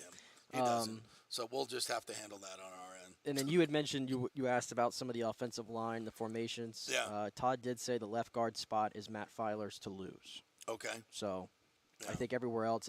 I'm not a big fan of that decision. Which I don't know.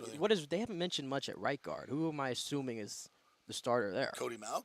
Is it Cody Malk? Aaron Is it Hainsey? Is it Hainsey? To me, it should be Hainsey.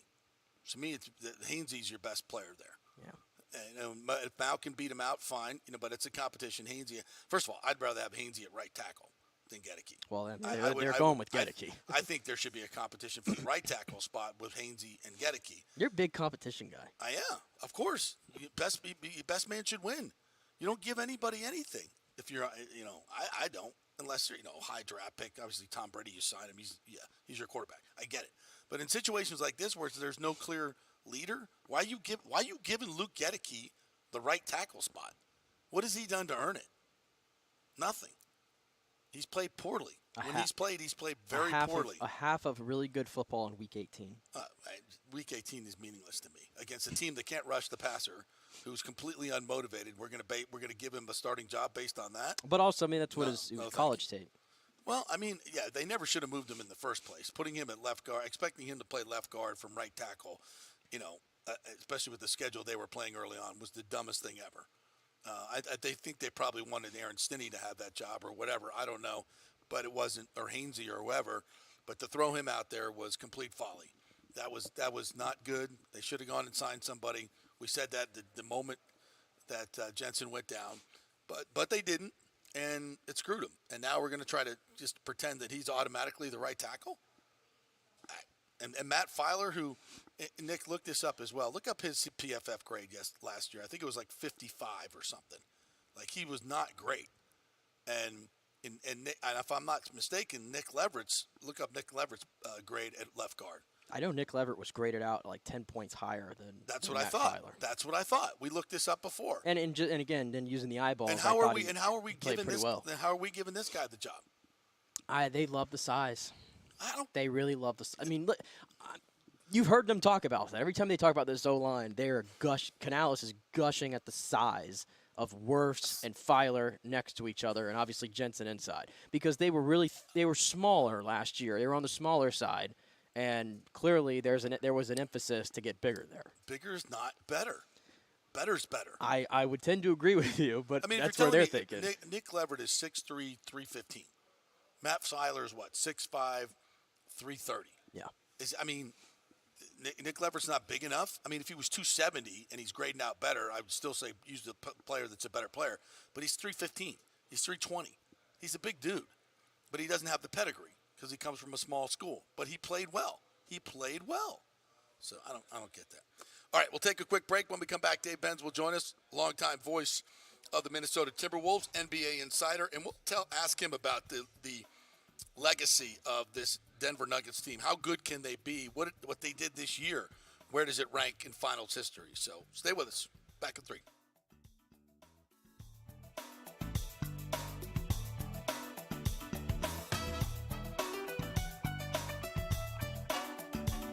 Insurance coverage can be confusing and expensive.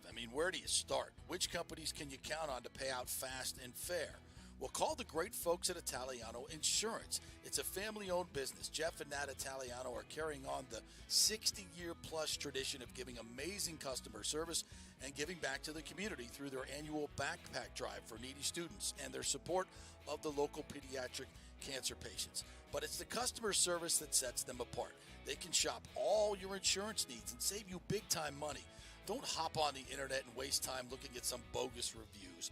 Talk to knowledgeable agents and not some voice-generated robot. These are confusing times for homeowners, and Italiano's team of experienced professionals can provide the right coverage for every situation. Home, auto, business, life. It's Italiano for all the pieces of your life. Call 813-877-7799 or go to ItalianoInsurance.com. Well, Fitz the mortgage guy did it again. A listener heard his ad, was going to another big bank, but called Scott Fitzgerald at American Mortgage Services of Tampa, and Fitz saved him $618 on his monthly payment. Are you kidding me? Folks, that's big money. Rates are going up, they're going down, they're going all over the place. Scott will shop your loan and save you lender fees and get the best rates. Email him, scott@amstampa.com, or call 813-294-7595. That's Fitz the mortgage guy. Lots of stuff going on right now, and these rates are going all over the place. You need somebody knowledgeable in the market that will work hard for you and get you the best deal. That's my man, Scott. He's done 3 loans for me, done thousands of loans for local folks here, works with a lot of the coaches and players in the area. He's the guy. 813-294-7595.com.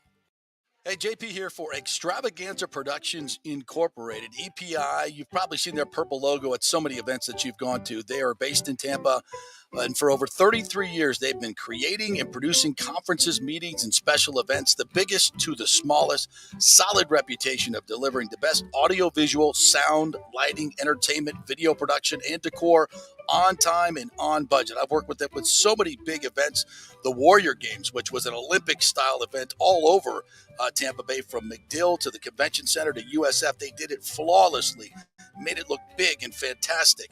I've worked with them on small events as well, large and small meetings and conferences, sporting events, fundraisers. If you got a fundraiser, you don't know the logistical way to pull it off, they'll take care of everything. Entertainment events, branding events, grand openings, so much more. The folks at Extravaganza Productions are the most professional and the best. I've worked with them many times. They are fantastic. You can contact them through extravaganzaproductions.com or call 813-621-4700. Extravaganza Productions, they are awesome. Ladies and gentlemen, Let's rock. This is FanStream Sports with JP. All right, welcome back to the JP Peterson Show here on this Tuesday as we crown a new NBA champion, the Denver Nuggets, the first in 47 years of playing basketball, and what a team they put out there this year. We're brought to you by the Jeeves Law Group, Bay Area Modern Medical Center, and the great folks at American Mortgage Services. Contact our good friend Scott Fitzgerald, scott@amstampa.com. All right, I want to bring in my good friend Dave Benz, longtime voice of the Minnesota Timberwolves, and my partner in the Pro Padel League, broadcasting this week, which was one of the last 5 weeks, which is freaking awesome. What's up, Dave? How are you, buddy? Hey, man, I'm good. Still enjoying a little bit of this Florida heat, although I'm ready to get out of the humidity when I get back to California at the end of the week. It's I don't mind the heat, but this humidity is I'm not used to it spending so much time out in Cali. It's not good for that wonderful hair that you have, that broadcaster hair that you have. That's I just got back from the gym, so that's why I got the hat on, and I'm not exactly dressed up for the occasion. But yeah, it's I am blessed. I have a lot of problems in life, JP, but thankfully hair loss is not one of them. So you've been doing sports in the NBA and all the big sports for so long. What's your thoughts on this Pro Padel League? And I was just blown away by how absolutely entertaining it is watching the matches. I mean, I've been out there for 6 weeks. You'd think I'd get bored of it, but I never did because it's just phenomenal action. What are your thoughts? I mean, the athleticism is great, and especially the men, right? I mean, I'm not trying to throw any shade at the women, but just you watch the men, the way that they run outside the court and track down the ball and bring it back into play. We did see some women attempt to try to do that, and feel like, that's probably coming, that they're going to get better at doing that. But the sport it's high paced, it's athletic, it's fun. The only thing, my only concern with it is aesthetically, is it as good on TV? I kind of feel like, and I said this on the broadcast, I kind of feel like it's a little bit like hockey. Like hockey's great on TV, but it's so much better in person. Yeah. No, I would agree with that. It's the game is so fast and it's in a small area. It's kind of hard to follow, and with the glass on the outside, you get a little bit of glare. But the action itself, they could fix all that stuff.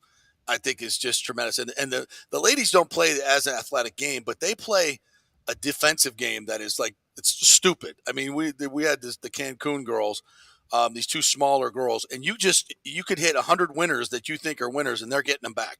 They're running them down. They're going all over the freaking court from every angle, and you can't beat them. It's crazy. Yeah, they obviously it's second nature to them. The thing that blew me away, though, the woman that won the MVP on the women's side and was part of the championship team for Vegas, Ana Paula de la Pena is her full name. She lives in Aspen. She's from Mexico originally. She moved to Vero Beach to open up a tennis academy about 10 years ago, spent 7 years there, and then moved out to Aspen. And I talked to her a little bit. She loves it in Aspen, but the one thing is, there are no padel courts there. So she literally hadn't played padel for months, and she shows up, in Zephyr Hills and wins the MVP. So how good could she be if she was actually playing all the time? It's mind-blowing. Yeah. All right, let's talk about this Denver Nuggets team. Just give me your overall thoughts. You've been covering the Timberwolves in this league for a long, long time. You've seen the best of the best. Where does this team rank? Wow. That's a really great question. I mean, can they be a dynasty? I guess part of it is going to depend. Can they retain these players? You got two really, really, really good players. I know Jamal Murray's never been an all-star, but I think that's more a byproduct of the injury and kind of, what his career arc has been versus his talent level. He's clearly an all-star caliber player, and a really good all-star caliber player.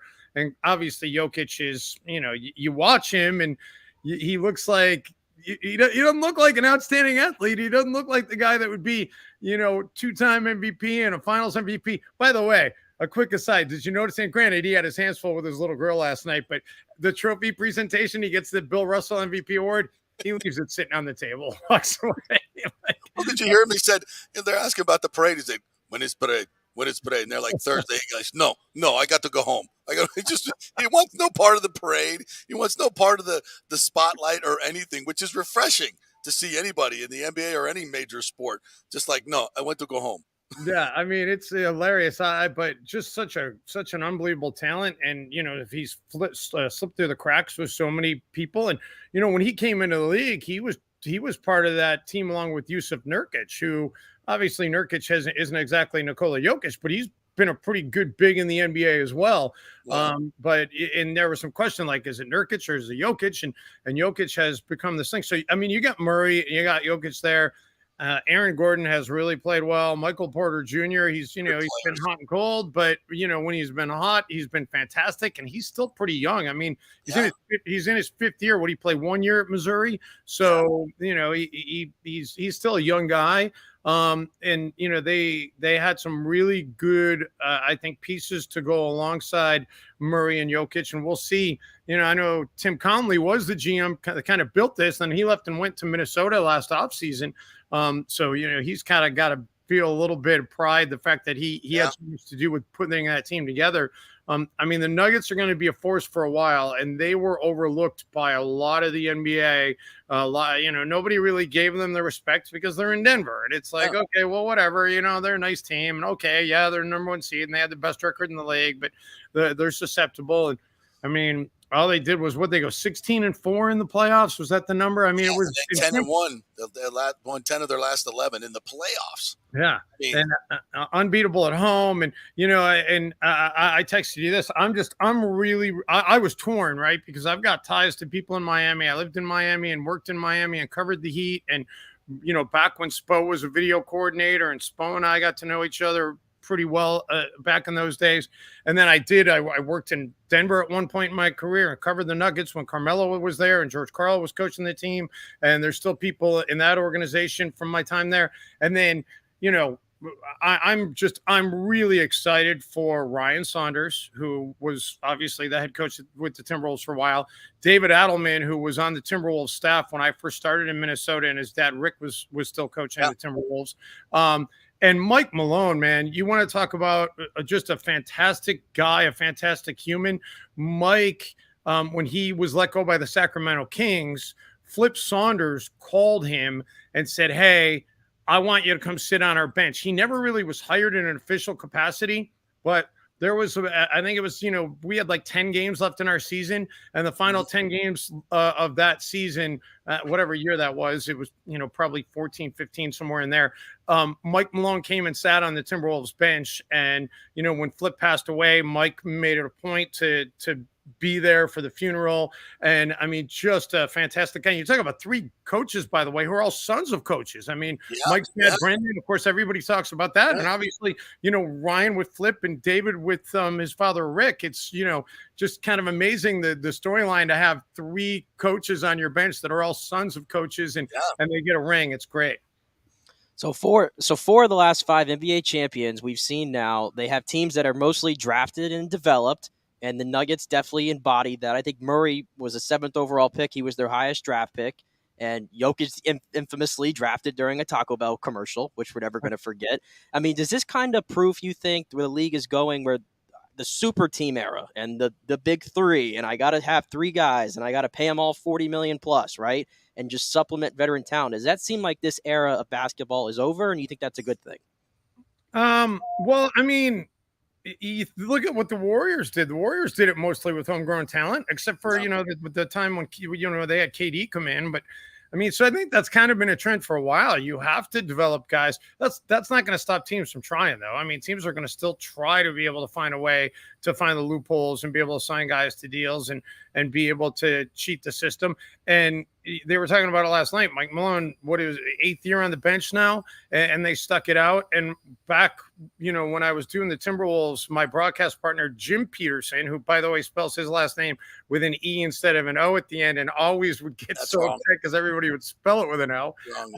But Jim Peterson, he ran some numbers, and I'm guessing the stats still largely hold.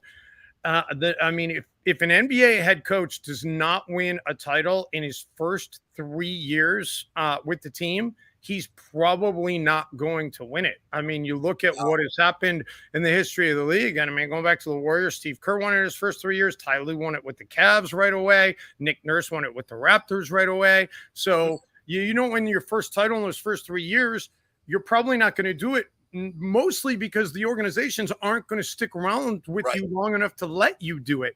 And so, this is a little bit of an outlier. Maybe it changes the perception of things, but I still think you're going to have a lot of antsy owners out there that are going to say, you know what, we're going to cheat the system. We want to win now. We're not going to be patient. And, so on one hand, Nick, I feel like, yes, there is something to be said for maybe people need to learn a lesson from this. But on the other hand, I think a lot of people in the NBA are not that bright when it comes to this kind of a lesson, and they're just going to try to buy things because, that's what they want to do. Do you think the Lakers have any shot to dethrone them next year? I mean, obviously LeBron's getting older. There's talk of Kyrie going there. There are a lot of people that are going to try. I just don't see any challengers out there. I know it's kind of recency bias, but I don't think the East is that great. And I think Miami Heat kind of scrapped their way into the finals. I don't think they're a great team by any stretch of the imagination. So who's the challenger? Man, that is a great question. Because clearly Phoenix has fallen off. They're getting older.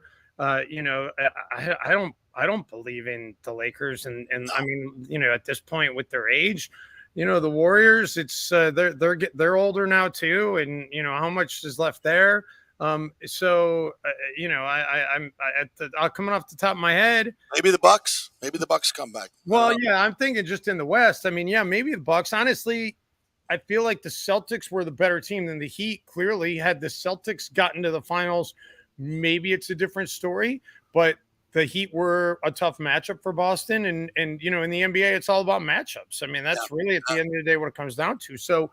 It'll be interesting to see this offseason how teams retool. Obviously, the team that I was blown away by this year that did nothing was Dallas. And it's like, they were licking their wounds, trying to hit a home run by going for the trade to get Kyrie and hoping that would right the wrongs. They let Brunson walk and, so many things went wrong with them, but you still got Luka. If you can figure out a way to put pieces around him, maybe you figure it out. But yeah, I don't know that there's a clear contender in the West. And I don't think there is. Yeah. And in the East, I mean, yeah, Bucks, Celtics, I think the Sixers are not going to be, really a team to worry about right now.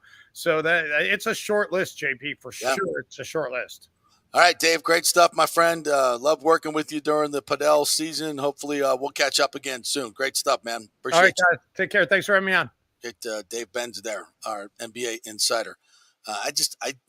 somebody's got to be on the horizon. I think it's going to be a younger team maybe that's emerging. Maybe it's Sacramento. None of these teams, the way they're constructed, are even close to Denver. They just went 16-4. They did.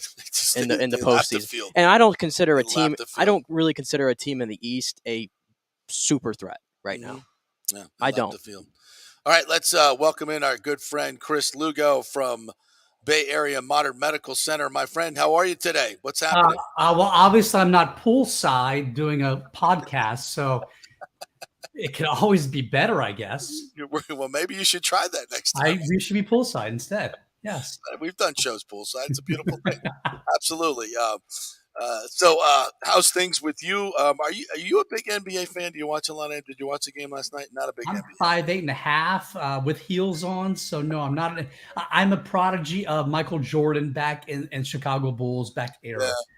So it's lost its a lot of professional sports to me have lost a little bit of their luster to me because a lot of them cry and make millions of dollars. Yeah. So I think there's a lot of feeling around professional sports nowadays that it's hard to stomach a lot, and a lot of people are struggling. So it is. Yeah. All right. So I was doing this Pro Padel League thing out at Zephyr Hills, and these guys and ladies are playing in 95-degree temperatures with 90% humidity. We had a couple of issues with one of them cramping, and and there's a lot of people trying to play pickleball out there in this weather and everything else. From a hydration standpoint, what's a good strategy if you're going to be working out in this hot summer time here in Florida? You gotta prep for it. You gotta be hydrating with electrolytes the day before, and it's almost like this Tour de France, guys. Remember, they'll do these huge pasta meals and carb low glycogen stores before they start a race, and they'll do it thereafter just to keep those same thing. You've got to get hydrated because once you're behind the 8 ball, you're screwed. So you got to stay hydrated. You got to get ahead of the game first and foremost. And people come on, when we're playing teams, the Bucs are playing teams in the end of the year in October, November here in Florida, and it's like 85 degrees out. Those other teams from the north are cramping up left and right because they're not used to it playing in the heat that stage. They're playing in 50, 60 degree weather. So we got that advantage because a lot of our athletes are conditioned at that point in time and they know what to do. So when you know what to do already, you're going to mitigate that risk. A lot of them were eating bananas, taking some other electrolytes. Is that fine? Yeah, that's fine. I mean, I wouldn't be eating banana because of the potassium in there. It's a little bit hocus pocus, but just getting their glucose up from the banana, that's just nice, quick fructose is going to help out too. And what about because I play hockey every Sunday, and it's like a 3-hour thing, and it's outside. It's like kind of roller, and I am like beat for the rest of the day after. Like I usually get a headache around like 3 o'clock during that day, and I'm just like begging for pills to like make it go away. Yeah. And it's like I feel like I drink a lot of water, obviously because I have to, but I never thought about what about like kind of before you go out there, because I usually I wake up and I just go right. Yeah. And so, what are some of the techniques like? How important is it basically, kind of like that pre-hydration and kind of techniques to make it better? It's the key. That is the canary in the coal mine. That is the key to actually mitigating that, so you don't feel like crap afterwards, because you're getting dehydrated is what's happening. You're losing those electrolytes, which is now making you feel worse even more. Now those cells are being drained of those electrolytes, which now you're behind the 8 ball. Now you're taking more time to shove all those electrolytes back in those cells.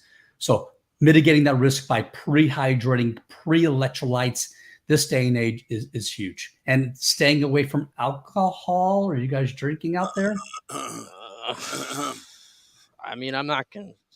Sometimes I got a cooler, Chris, packed. A little bit, sometimes. Thanks, JP, for that inside information.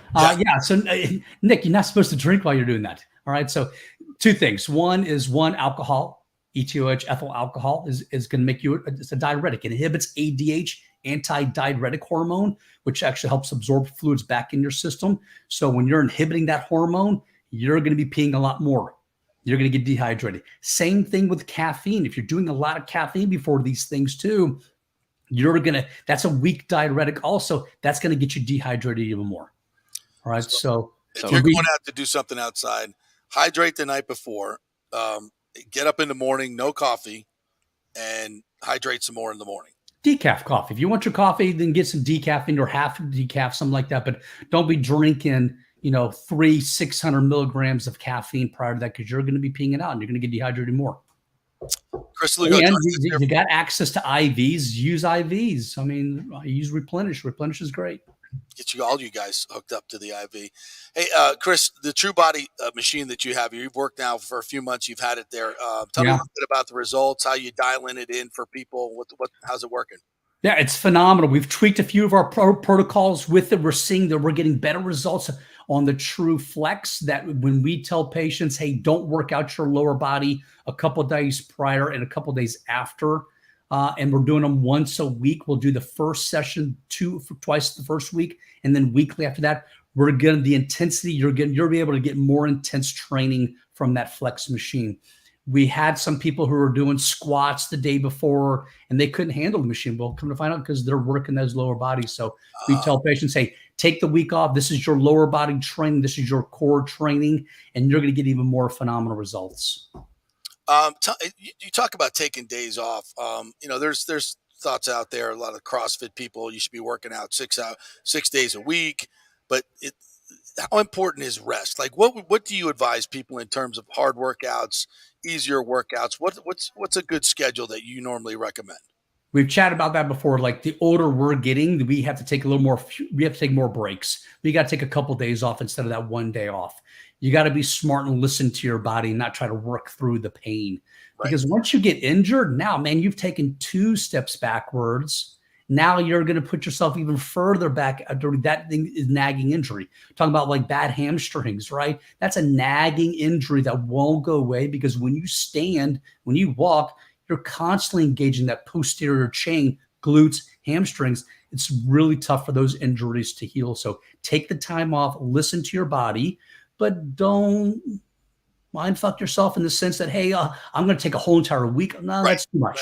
Right. It's that pleasure and pain, but you got to make sure you're doing everything else, optimizing things. We've got so many great resources to recover. Utilize them. Hey, real quick, because you were on the cutting edge of the stem cell thing that was going on with Ryan Jensen. We talked about that many times on this show. Yeah. We kind of got that out there. And then he talked about it after the season, and he's back out there today without the brace. So he'll be, as far as I know, he hasn't had any surgery. So he'll be the first NFL player to rehab a ACL, PCL, MCL with just stem cells and no surgery. And it looks like, he's going to be good to go for this beginning of the season. Is there talk in the medical field about this? Is this a game changer in terms of rehabbing these injuries, not only for athletes, but for, the regular weekend warriors as well? Twofold. I think it's a game changer in the sense now we're getting orthopedic physicians to think a little bit outside the box.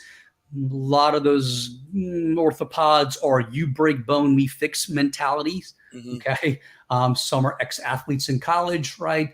So they have that mindset. So now they're realizing, hey, we can actually heal things without it. The downfall about that is now they're realizing, hey, I won't get paid because I'm sending you down to the islands. I'm sending you down to Colombia, Costa Rica, Panama to get the stuff done. I'm not going to see income from it. Right. Yeah. So a lot of the American orthopods poo-poo it because of that reason alone. It's stealing business from my family. Right. So that's going to be difficult for them. I think a lot of our other athletes who are getting surgery were also getting stem cells in the past, just didn't talk about it. Right. All righty. So there was an adjunct to what they were doing. I got 3 patients right now that I'm already setting them up to go to Colombia here in the next month or 2 to get their knees done. All right. Because they don't want to have surgery. And one of my guys is 50 years old. Yeah. His orthopod wants to do a total knee on a 50-year-old. Are you kidding me? I'm like, dude, spend the $8,000, see if it works. Guess what? If it doesn't work in a year, you can fall back on a total knee. Versus you get a total knee now, that warranty is going to run out in 10 years, 15 years, 20 years. You're doing this all over again. Yeah, I had the stem cells on my knees, and it transformed them for 5-6 years. Now I'm starting to get a little bit more pain. So you got to go back and redo it, but it's worked tremendously for me. So correct, and it saves you from scalpel to skin. Yeah, that's a big deal. It's a big deal. All right, my friend, tell everybody how they can get in touch with you and get an appointment. Best way to do is go online to the website, BAMMC.com. Book online right there. You'll see the schedule. You'll see the days and times that work best for you and me, and then get in. Right. If not, call the office, 844-789-2266. Cool. And you'll be gone next week. So if you get an appointment, I am, yes. Get it this week. Get it done. Get it this week. Get in here, if not following week. Yeah. All right, Chris. Great stuff, man. Thanks, buddy. Appreciate it. Nick, hydrate. No more beer. You sound like my wife, Chris. That's what you sound like right now. He's drinking Coors Light or natural light. So it's pretty much water. All right, take care, guys. Thanks. Thanks, Chris. Appreciate it. All right, we got any updates from the Bucs?